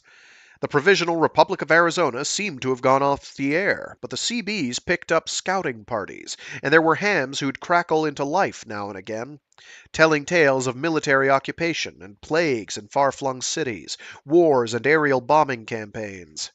There was a National Guard station in Provo that sent out a daily admonition for refugees to stay the fuck out of Utah, and there were so many preachers. Sin, sin, sin! Redemption, redemption, redemption! One of them claimed consistently that New York City had been nuked until the rubble bounced, but that didn't feature on anyone else's communications, so the people of Fort Doom concluded that he was full of shit. This offended their sensibilities. A couple of them had grown up in New York, and most of them had worked for funds or banks with New York offices that demanded their presence every now and again, with late nights of expensive sushi and priceless whiskey. No one had any appetite for more missions, and after a brief deliberation, they decided that they would decommission Forward Base Alpha. Clearing out the ranch and bringing everything useful back to Fort Doom occupied a couple weeks, but then it was done, and Jean had inventoried it, and there was nothing else to do. They'd formed several different kinds of couples, and even a triple or two, and between the thin walls and the claustrophobic gossip, everyone had a pretty good idea of what it would be like to fuck everybody else. They'd all been sentenced to solitary confinement, in each other's company.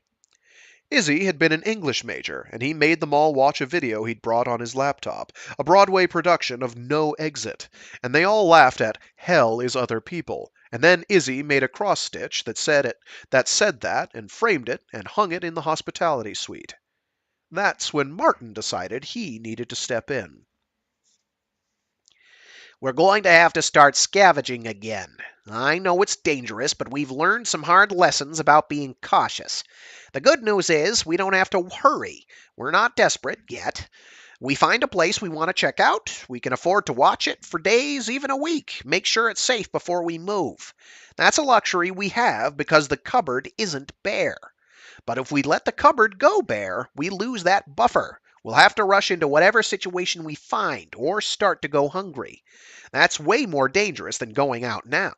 The only thing worse than suffering the tragedy of losing Crispin and Alan and Brett would be for their deaths to be in vain, for us to learn nothing from them. No one liked the idea, but everyone agreed that he was right.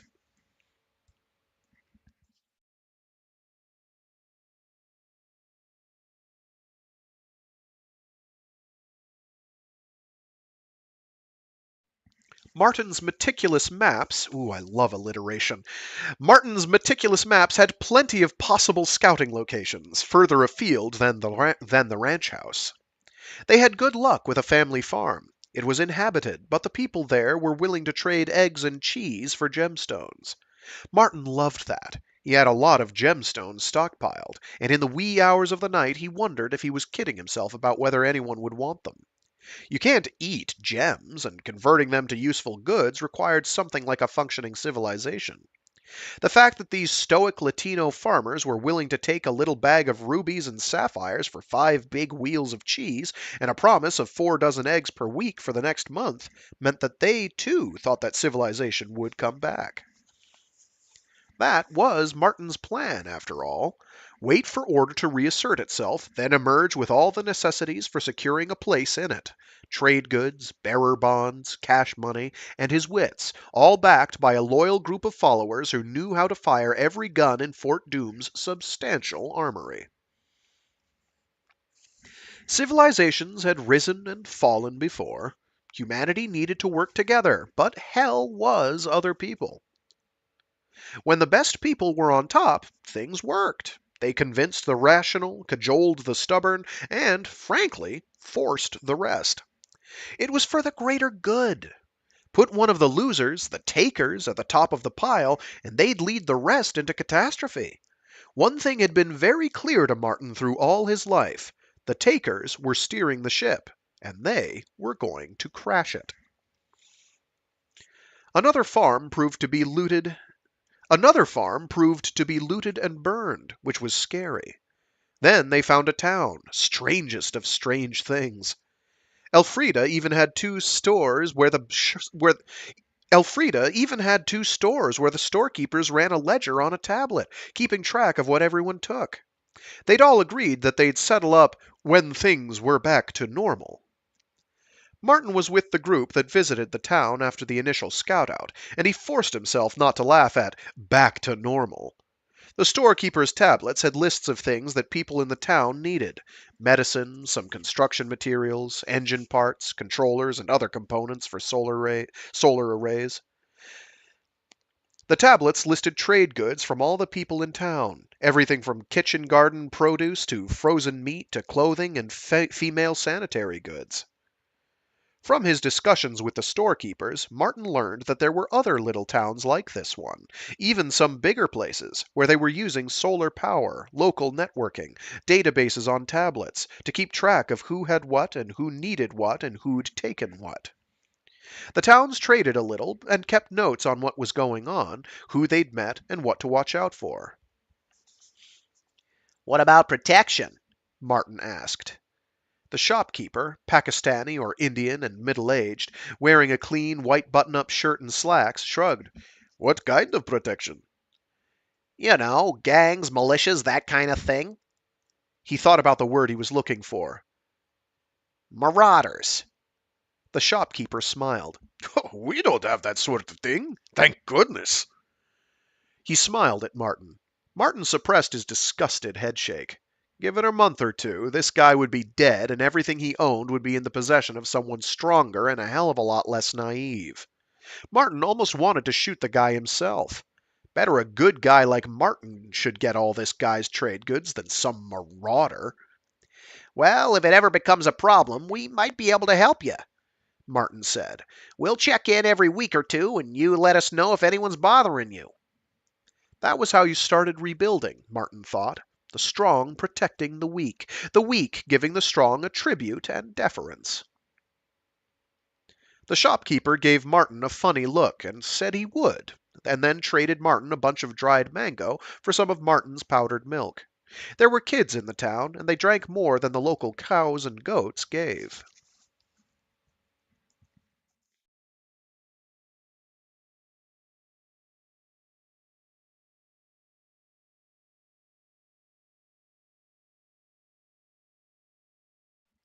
A radio station started up, purportedly in Phoenix, all young people, with special guests who came on to talk about the abandoned houses they'd liberated. Some were in neighborhoods where the Fort Doom residents owned property, places where there had been gates and guards and security systems. They all bristled at the thought that their homes might be invaded next. So many terrible things had happened since they took to Fort Doom, but this was what made the event seem real. If the property rights of people like them were slipping away, then everything was up for grabs. The DJs played recorded music and brought on live bands and traded tips about the locations of clinics and hospitals, soup kitchens and daycares. It was surreal.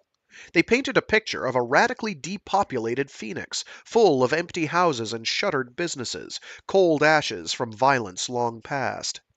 Phoenix, populated only by the people who couldn't leave. Summer was coming soon, and one DJ interviewed an emergency cooling working group. 6 eager HVAC hackers who were talking through ways to build neighborhood shelters where you could go to get out of the summer heat that was scant months away, plans for evaporative coolers that ran on cheap solar cells, with parts lists and depots where you could go to get or give parts. Through trade and rationing, the residents of Fort Doom had managed to live in relative comfort, but that didn't mean that life was easy. Some supplies were running low: peanut butter, fresh fruit, oatmeal, and the boredom was like a living thing, gnawing away at their extremities from the moment they rolled out of bed to the moment they lay back down. For all of the joking about being in solitary together, there was a current of truth underneath it all, manifesting itself in snappish arguments and long sulks, factions, and epic binge drinking sessions. There we go. Jean inventoried the med supplies and discovered that most of their opioid painkillers were gone, and that there was a witch hunt over who'd been getting high, but no one was ever conclusively convicted of the pilferage. And there was Phoenix, and the radio broadcasts and the news from their old neighborhoods. And there was James and Ray, who were simultaneously their best scouts and the biggest troublemakers, demanding to be allowed to go check things out, see how they were going. Georgia decided to go with them. The residents of Fort Doom were about done with the end of the world and ready to go back to massages, steaks, cocktail bars, squash games, hard work, big profits, arguing on social media, ill-advised sex with interesting strangers, all the comforts of modernity. When they'd left Phoenix, it had been a thriving city, filled with TaskRabbits and 7-Elevens, Ubers and exclusive bespoke suit makers and couture fashion boutiques. Surely some remnant of all that remained. So he greenlit the mission, and they tuned in to the DJs all around the clock, like it was a radio play about a much more interesting apocalypse than the one they were living through. Warren had a joke. I'm getting tired of waiting around, and he would bust it out all day. Get it? Armageddon? Tired of waiting around? I'm getting tired. Ah, it's funny. It's funny because it rhymes. It's sort of almost homophonic. Never mind. At first they groaned, then they chorused it with him, then they tuned it out. But as the days after James and Ray and Georgia left for Phoenix stretched out into a week, and as the DJs on the radio station reported on a wave of sickness that was passing through the city, thought to be Legionella or Listeria, and advised on treating people without antibiotics, keeping them hydrated and comfortable, they found themselves all making the same stupid joke. Armageddon tired of this shit, they'd say. Armageddon tired, too. No one laughed. Not even Warren. When the three finally returned, 10 days later, they came with a bounty. Canned fruit, chocolate, opioids, a stack of graphic novels and old porno mags from some small-town used bookstore. They'd traded away gemstones, a little ammo, for a caliber of gun that Martin had decided against keeping in the fort, forgetting to get rid of the loads, and a huge bag of shitty weed.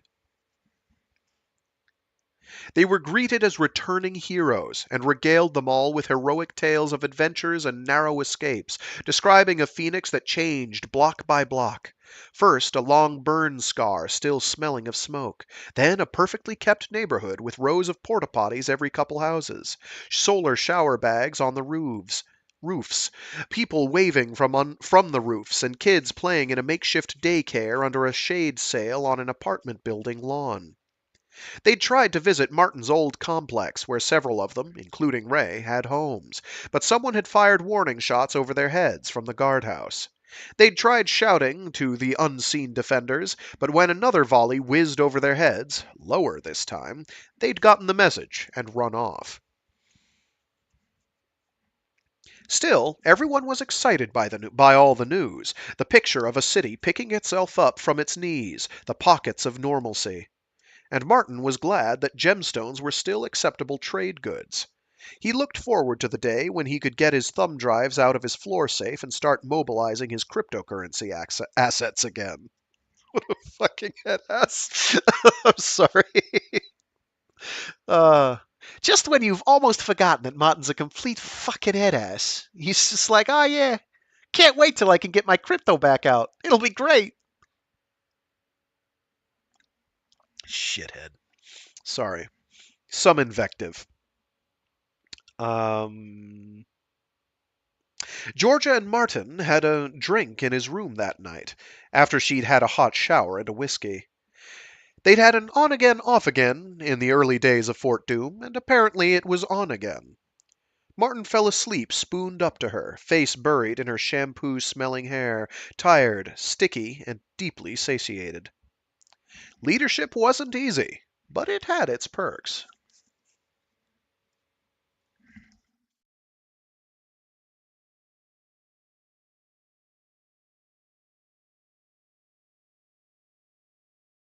Georgia got sick the next day. Martin woke to her vomiting in his own suite, groaning between volleys. With trepidation, he peeked into the bathroom, discovering her nude, bent over the toilet, the backs of her legs streaked with watery stools that were pooling around her knees. The smell was incredible. He covered his mouth and nose and backed out and went and got a bucket and filled it with a mild bleach solution.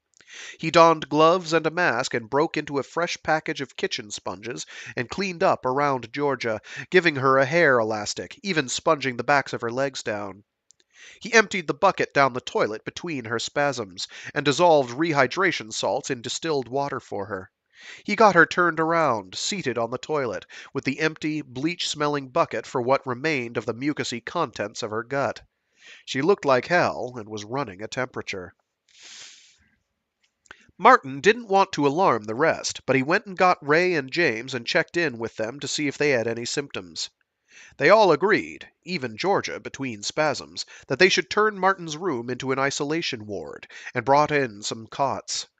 Jean packed a few boxes of supplies and brought in a mini-fridge on a dolly and some of their broad-spectrum antibiotics, including a couple of doses in liquid form, along with a hypo so they could inject Georgia, who was in no shape to take anything orally or even as a suppository. They mixed it with some Dramamine, which knocked her out. Martin instructed the other two to take turns waking her at 20-minute intervals to sip at water and change her bedpan as necessary. James and Ray were sick by the next morning. Martin let them take care of themselves, getting more buckets and a chem toilet so they wouldn't have to compete for the ensuite. Martin had spent the night in one of the empty double rooms. Jean had helped him clear out the surplus supplies, and had started wearing one of his few remaining bunny suits to visit the quarantine, checking in on an hourly basis. A pall hung over the fort, everyone speaking in whispers, and the other residents were subtly avoiding Martin, edging away from him when he entered a room.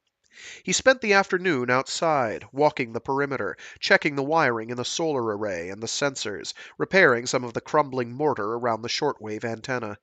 Normally, he liked the solitude, but that day his thoughts ran around and around in a loop that circled from anxiety about whether he was going to get sick, to irrational resentment at James, Ray, and Georgia for bringing their pathogens home to Fort Doom, to an even more irrational resentment of the rest of the fort's residents for their obvious suspicion that he was about to get sick too. It was almost a relief when his guts spasmed. Not literally, of course. The pain doubled him up like a kick in the abdomen, and he knew in a flash that he'd never make it back to the fort, so he yanked his pants down around his ankles just in time to spare them from the torrent that sprayed out of his ass. Moments later, he began to vomit. Once the first wave had passed, he cleaned himself up with bleach wipes from his day pack and drank some electrolyte, then put the bleach wipes in a baggie and snuck some of his private stash of Cipro, which he'd been carrying around since Georgia first took sick. He joined the other three in their quarantine. James was now too weak to make it to the toilet, which meant that there were 2 bedpans to be emptied. On the other hand, it also meant that there was no competition for the 2 toilets. Martin made it clear to Ray that the ensuite was his. Ray could use the chem toilet. Ray didn't object. He was so weak and feverish he could barely speak. Georgia died on day 8, her fever so high that she practically sizzled. Martin figured out that she was dead when he went to feed her a teaspoonful of water and found that her hot, dry skin had gone cold and clammy. Jean left a body bag outside the door of Martin's room. Martin had followed several online guides to outfitting the fort, and body bags appeared on all of them. And he and Ray managed to put George's body into it. Then they changed the sheets. James died the next day. Martin couldn't struggle out of bed to help him at first. Oh, sorry. James died the next day. Martin couldn't struggle out of bed to help bag him at first, but then he did, and the 2 bodies were hauled away by the healthiest survivors. They burned the bodies, along with bags of sheets and clothes that Martin and Ray passed out. Martin started to rally the next day, and then, amazingly, so did Ray. They lay exhausted in their beds, drinking broth and electrolyte. Then they took turns in Martin's shower, bundled up their filthy clothes and sheets, and changed into clean pajamas, brushed their teeth, shaved. They agreed that they'd better spend another day in the quarantine, just in case, and then they both decided fuck that, and then went back out among the rest, weak and floaty. Martin had lost 10 pounds, and his skin was grayish and loose on his face, but he knew he would live. He was a survivor.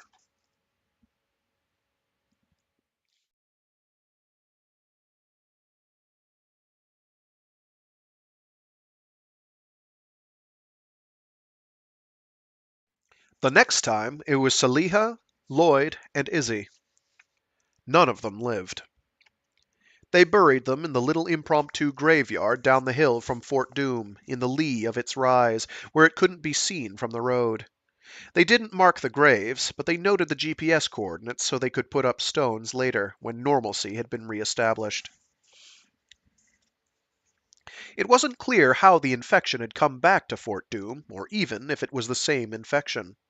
The septic tanks were full, though, and they'd had to switch to chem toilets and empty them into a pit they'd excavated for the purpose, noisome and aswarm with flies. Martin spoke over the graves, summoning his best words. There had been an interruption in the radio programming from Phoenix, lasting for a long month, while infection burned through the city. But it was back on the air, with news about antibiotic supplies that were being manufactured in a reclaimed factory in Chandler. The original DJs were off the air, and there was a memorial program for them.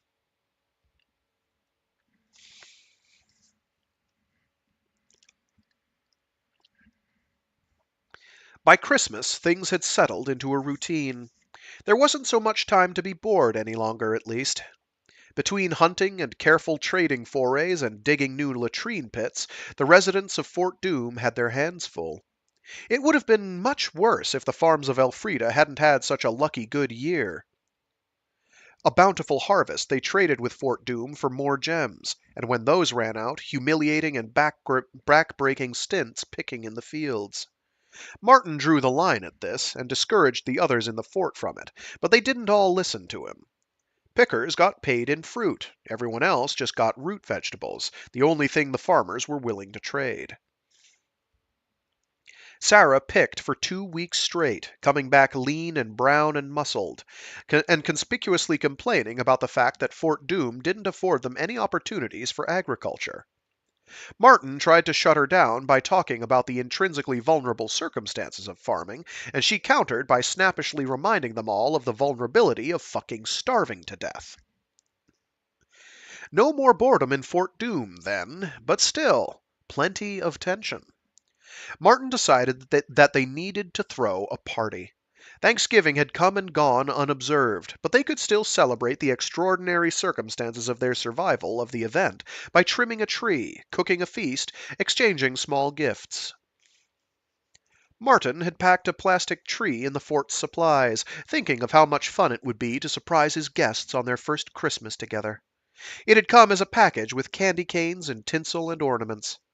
He awoke early on December 19 to assemble the tree in the hospitality suite, taking the opportunity to bag up the drifts of litter and sweep up the tracked-in dirt. When he was done, he stepped back and surveyed the room, expecting it to look festive and cheerful. But it looked sad and desperate, the plastic tree and its twinkling strings of LEDs small and artificial, the room still grimy, the sofa cushions stained and threadbare. For the millionth time, he wished that the fucking crisis would end. Armageddon tired of this shit. Which made him remember that Warren was dead, in a bag in an unmarked grave in the lee of the ridge.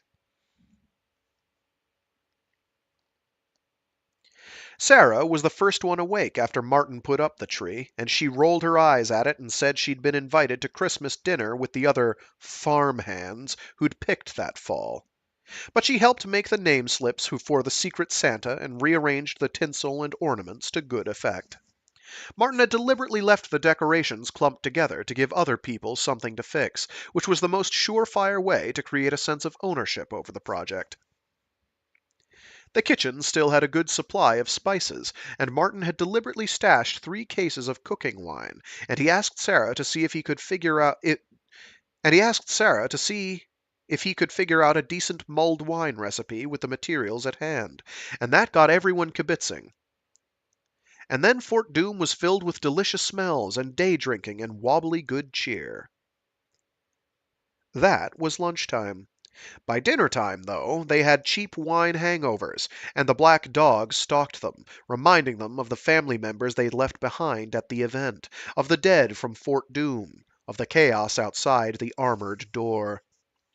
Dinner was somber and quick, and no one wanted to hang around the hospitality suite after.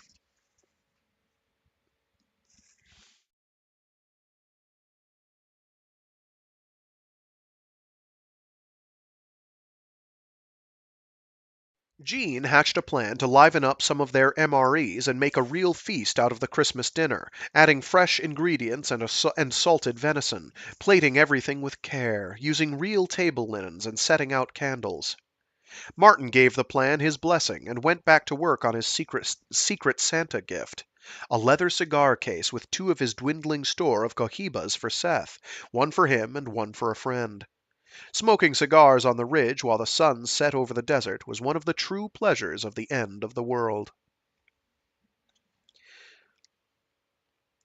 Finally, on the 24th, with one day until the party, the mood shifted. The idea of a Christmas spirit was stupid and sentimental, but that didn't make it any less real. They had it.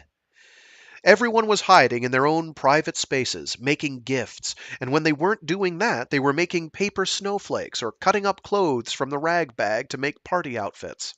Someone put a sprig of paper mistletoe over the doorway between the galley and the hospitality suite, and they made a game of ambushing each other and kissing on the cheek. This game was considerably enlivened by the now perpetual pot of cheap spiced wine.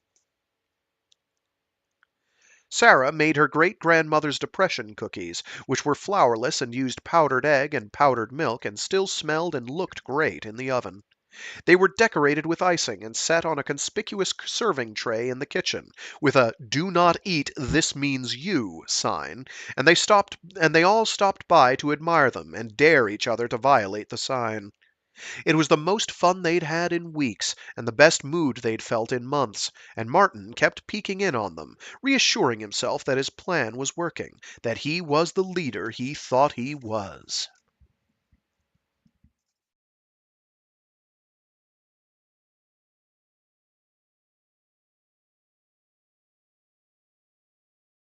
The day after Christmas, they lolled around the hospitality suite in their pajamas, still full from the feast the night before. Seth stepped outside to enjoy one of his cigars and came back in, rosy-cheeked, radiating cold and smelling of good, mellow Cuban tobacco. They had hangovers, of course, fierce headaches that made them want to talk in low voices. As he sweated and grew a little nauseated, Martin wished he hadn't drunk so much mulled wine the night before, but comforted himself by recalling that they'd gotten through the entire supply of cheap wine and wouldn't be tempted for a repeat. Seth was the first to start vomiting. It came on suddenly, too quickly for him to reach the toilet, and he left streaks on the floor all the way to the bathroom, awful smelling and all-pervasive. When Martin stood to get the gloves and bleach wipes, his head swam and he realized that he didn't just have a headache, he had a fever. He gingerly cleaned up the mess, then got the ear thermometer. It read 103. They were all sick. Maybe it was whatever had almost killed Martin the last time. Maybe it was something new. Fort Doom was out of antibiotics.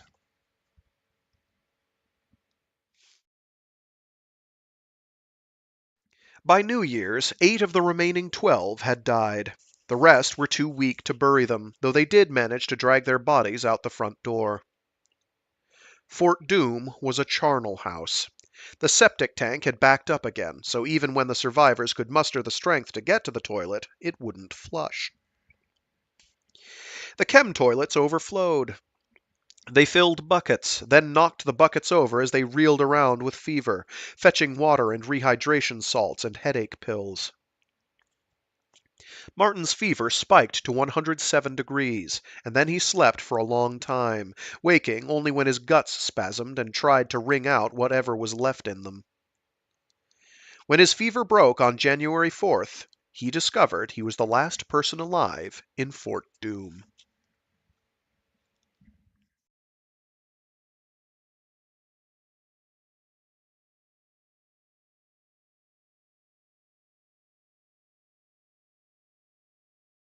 Martin nursed himself back to health, crawling at first, then staggering around, drinking high-calorie meal replacement powders and bouillon cubes in lukewarm water.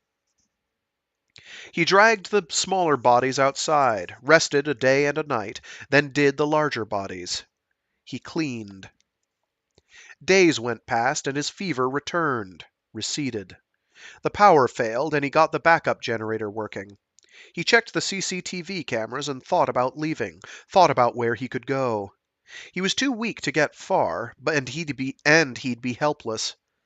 Now that he was running on generator power, he had to conserve his propane stores, so he stopped boiling his water before drinking it. Now he dripped iodine into it and sucked it through a life straw and hoped that would be enough. The overflowing septic pits made him leery of drinking any more of the fort's well water without treating it. He didn't know why the sickness had burned through Fort Doom, but that was his top suspect. Then, one day, the fever came back and sat on him, burning him up, refusing to budge. His joints ached, his bowels twisted and knotted. He drifted in and out of lucidity, weak and alone. And scared. So scared. The proximity sensors knocked him out of a feverish half-sleep. Shivering, he crawled to the monitor, saw the cars surrounding the entrance to Fort Doom, saw the passenger door to the lead car open. The other doors. 4 figures. 3 men. A woman. Albert's aunt. The terror was a searing counterpart to the fever chills. It got even worse when he realized he couldn't remember buttoning up the fort the last time he'd ventured outside to dump his trash. On the monitor, Albert's aunt pointed her finger at the doorway. Something about the way she pointed told him that he hadn't closed it. A moment later he heard voices, far and growing closer. At first he couldn't make out their words. Then he realized that was because they were speaking Spanish.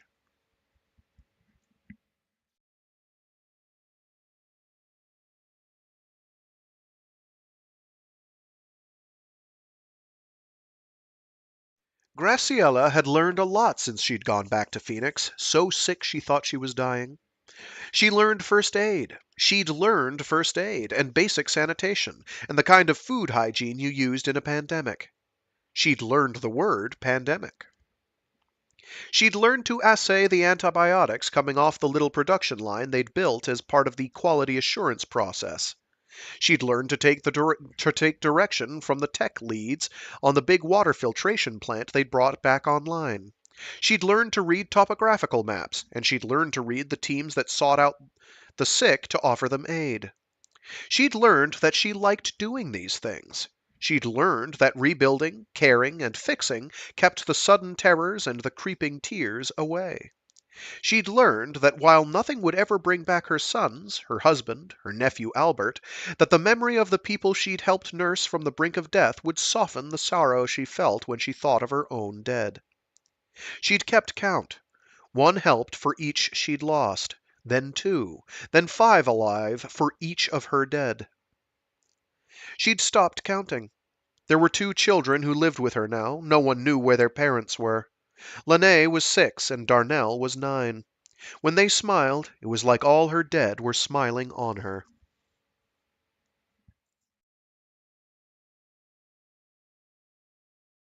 The man who'd left her to die had left his door open. She knew he had guns. They all had guns out here. She was pretty sure one of her guys was carrying, even though none of them were supposed to carry. Thinking of the way that the man had talked to her, had talked to Albert, had fired on them, she was secretly glad that they had a gun too. Sir? Hello? She had smelled these smells before, but they didn't get easier to take. Shit, puke, sickness, rotting garbage, dead people. One of the men came back from around the rear of the entrance to the bunker with vomit down the front of his own shirt. So many dead back there. She made sure her mask was in place and smeared some Vapo-Rub under her nose. Sir? She took a tentative step into the vestibule, over the mounds of trash bags, some torn open by animals. She was glad the bodies were hidden from her view. It was natural, what animals did to human remains, but it could be hard to take.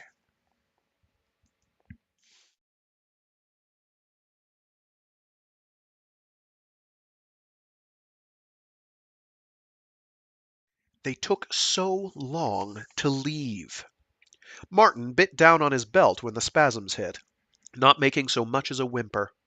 His panic room was little bigger than a coffin, just a crawl space beneath the garage, filled with old gas fumes. He had a charged phone, though, and the local Wi-Fi, and could watch as they searched the fort, watch outside as they built a pyre and burned the dead. That took so long. He whimpered into the leather of his belt. But they left, eventually. By then, he was too weak to move the heavy plate over his head. He pushed it as hard as he could, so hard he lost control of his anal sphincter and felt hot shit squirt down his leg. He pushed harder, panic rising in him. The fever ground at his joints. Finally, he closed his eyes. He'd take a nap and try again. He'd regain his strength after a nap.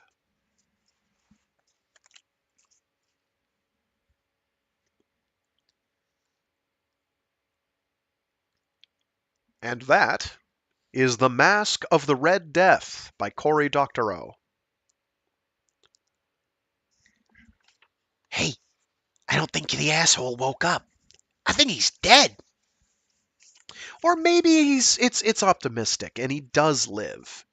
He won't ever get over being a complete head ass and narcissistic sociopath, but you know.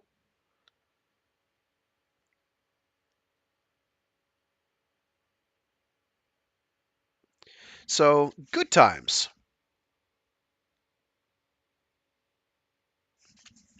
There is an acknowledgments page here at the end. I guess I can read that. Why not? Acknowledgments. My agent, Russell Galen, did a lot of heavy lifting to make this book real, as always, going above and beyond. It means a lot, Russ. Thank you.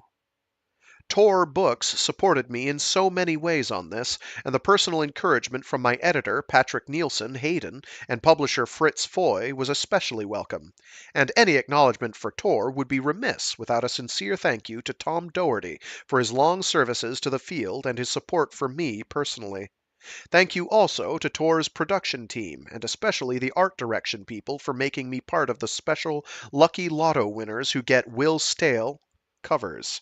Staley? Staehle? Staley, maybe? Will Staley. Star. Holy moly, those covers! Thank you to Macmillan Audio, Robert Allen, and Google Play, Chris Palma, who were incredibly supportive of my quest for audiobook excellence, which I, Frag, am mangling the shit out of, dragging down the average just like the bell curve. And to Skyboat Media, who are a true pleasure to work with, and my readers. Thanks also to Jigsaw/First Look, Head of Zeus, and the folks at Hain. It takes a lot of talented, dedicated people to make a book, and it's always a leap of faith. Thanks for inspiration to Matt Taibbi, the Electronic Frontier Foundation, Alex Steffen, and the Outquisition, and everyone who fights for justice. Black Lives Matter, Alexandria Ocasio-Cortez, Erica Garner, Bernie Sanders, and the millions in the streets. This isn't the kind of fight you win. This is the kind of fight you fight. So, that was the Radicalized short story collection by Cory Doctorow. I'll get around to updating the playlist on this sometime in the near future to anyone tuning in live. I don't know how many there are of you. My analytics are not always accurate. Sometimes it says there's no one there when there are people there. Sometimes it says there are people there when there isn't. Suffice it to say, that was the last tale. Yeah, we got through that pretty well. It's not super long. And I didn't get the phone call that I was dreading, so it's all good. So yeah, with that, I guess I'll call it. I have no clue what I'm going to do for next week. Probably I'll search out some pulps. Maybe I'll do something from Interzone or something. I got some short story collections. One of the disadvantages to switching to a 3-book a week, 3 reading installments every week, is it means that I have to be reading to keep up. And like have reading things ahead of time to read on stream. Fortunately, I do have some free time, or a little more free time over the next week or so. So hopefully, I can get some additional reading done. I want to get through this book called Termouche, as well as vet the Maria Davana Headley Beowulf translation, because I do want to read those. I think those will be nice. Possibly might do some Bert Cole, who has gone by different names. He's a weird one. I don't know what Bert Cole's deal is. I find some of his books absolutely fascinating. I find his takes on humanity incredibly cynical. I'm not sure I totally agree. And this is coming from someone who is rather pessimistic. Failing that, I might get cracking on the first volume of the Legend of the Condor Heroes by Jin Yong. The first volume is entitled A Hero Born. It's great. It's very confusing. A lot happens. When you've got like 5 to 10 pages of like character notes, like right at the start of the book, you know you're in for a ride. And that's just the ones that show up or are adjacent to people or are referenced in the volume. Let alone people who are actually the entire cast. The entire cast of that book is huge. It's massive. That series, rather, is massive. The first book has quite a lot of them. I have no idea how I'm going to come up with a voice for a lot of them. It doesn't always have them speaking, so it's okay. So we'll see what we do next Wednesday. I don't know at this stage. We're going to fake it. Sorry. Sometimes we fake it here. So, if anyone's wondering why the recitation of these is so rough, it's because I do them live. Usually every Monday, Wednesday, and Friday, starting at about noon Eastern Standard Time, um, which I realize is not ideal. So, if you want to catch me live, you can. If you don't want to catch me live and are content to listen to them after the fact on my YouTube channel, they're all there. Every month at the very least, I try to get the playlists up to date. So they're a bit more organized, and it is not a complete disaster. If something is missing, or if something I don't know, is misordered, tell me and I'll fix it. Thank you to everyone who has done that. Also, another big thank you to all the people who keep putting timestamps in the comments for when stuff starts. I am too lazy to do it, and they are the real people that you should be thankful for, because thanks. At any rate, with that, I'm going to call it. It's a really nice day out. It's a bit brisk, but it's a pretty day, so I think I'm going to go on a bit of a jaunt, and until I get called back and have to do other things. Um, Hooray, taxes! Yay! I've got basically all my taxes set. It's just kind of a matter of, there's a couple things that are sort of late coming to me, like a thingamajig and another thingamajig and some documentation that I was slow on the pipeline on. at any rate, Stay safe, stay sane, and be decent to each other. It's what Cory Doctorow would want. He probably wouldn't be super thrilled with me doing this on YouTube, where Google can get a cut, because they are the man, and the man is not necessarily someone he's a fan of. I'm certainly not a fan of. But here we are. Cory, hi. If you tell me to take these down, I'll do it. Just talk to me, man. Call me. Your work's great. I really liked Red Team Blues. I thought it was fun. Mostly, I absolutely adored this short story collection. It is so good. It's so good. It's so good. It's so good. It is so rare when you've got a short story collection, say that's 4 stories long, and they're a little beefy for short stories, and absolutely every single one is a banger. Every single one is good. It's rare. Usually there's like, some short stories I like, some short stories I don't like, but that's fine. Um, Even with some of my faves like Gregg or even Peter Watts, it's like, that one's kind of lame. That one's not as good. But this, every single one, just mwah, chef's kiss, flawless. Loved them all. At any rate, see y'all later. I'm around. Y'all know where to find me. Goodbye.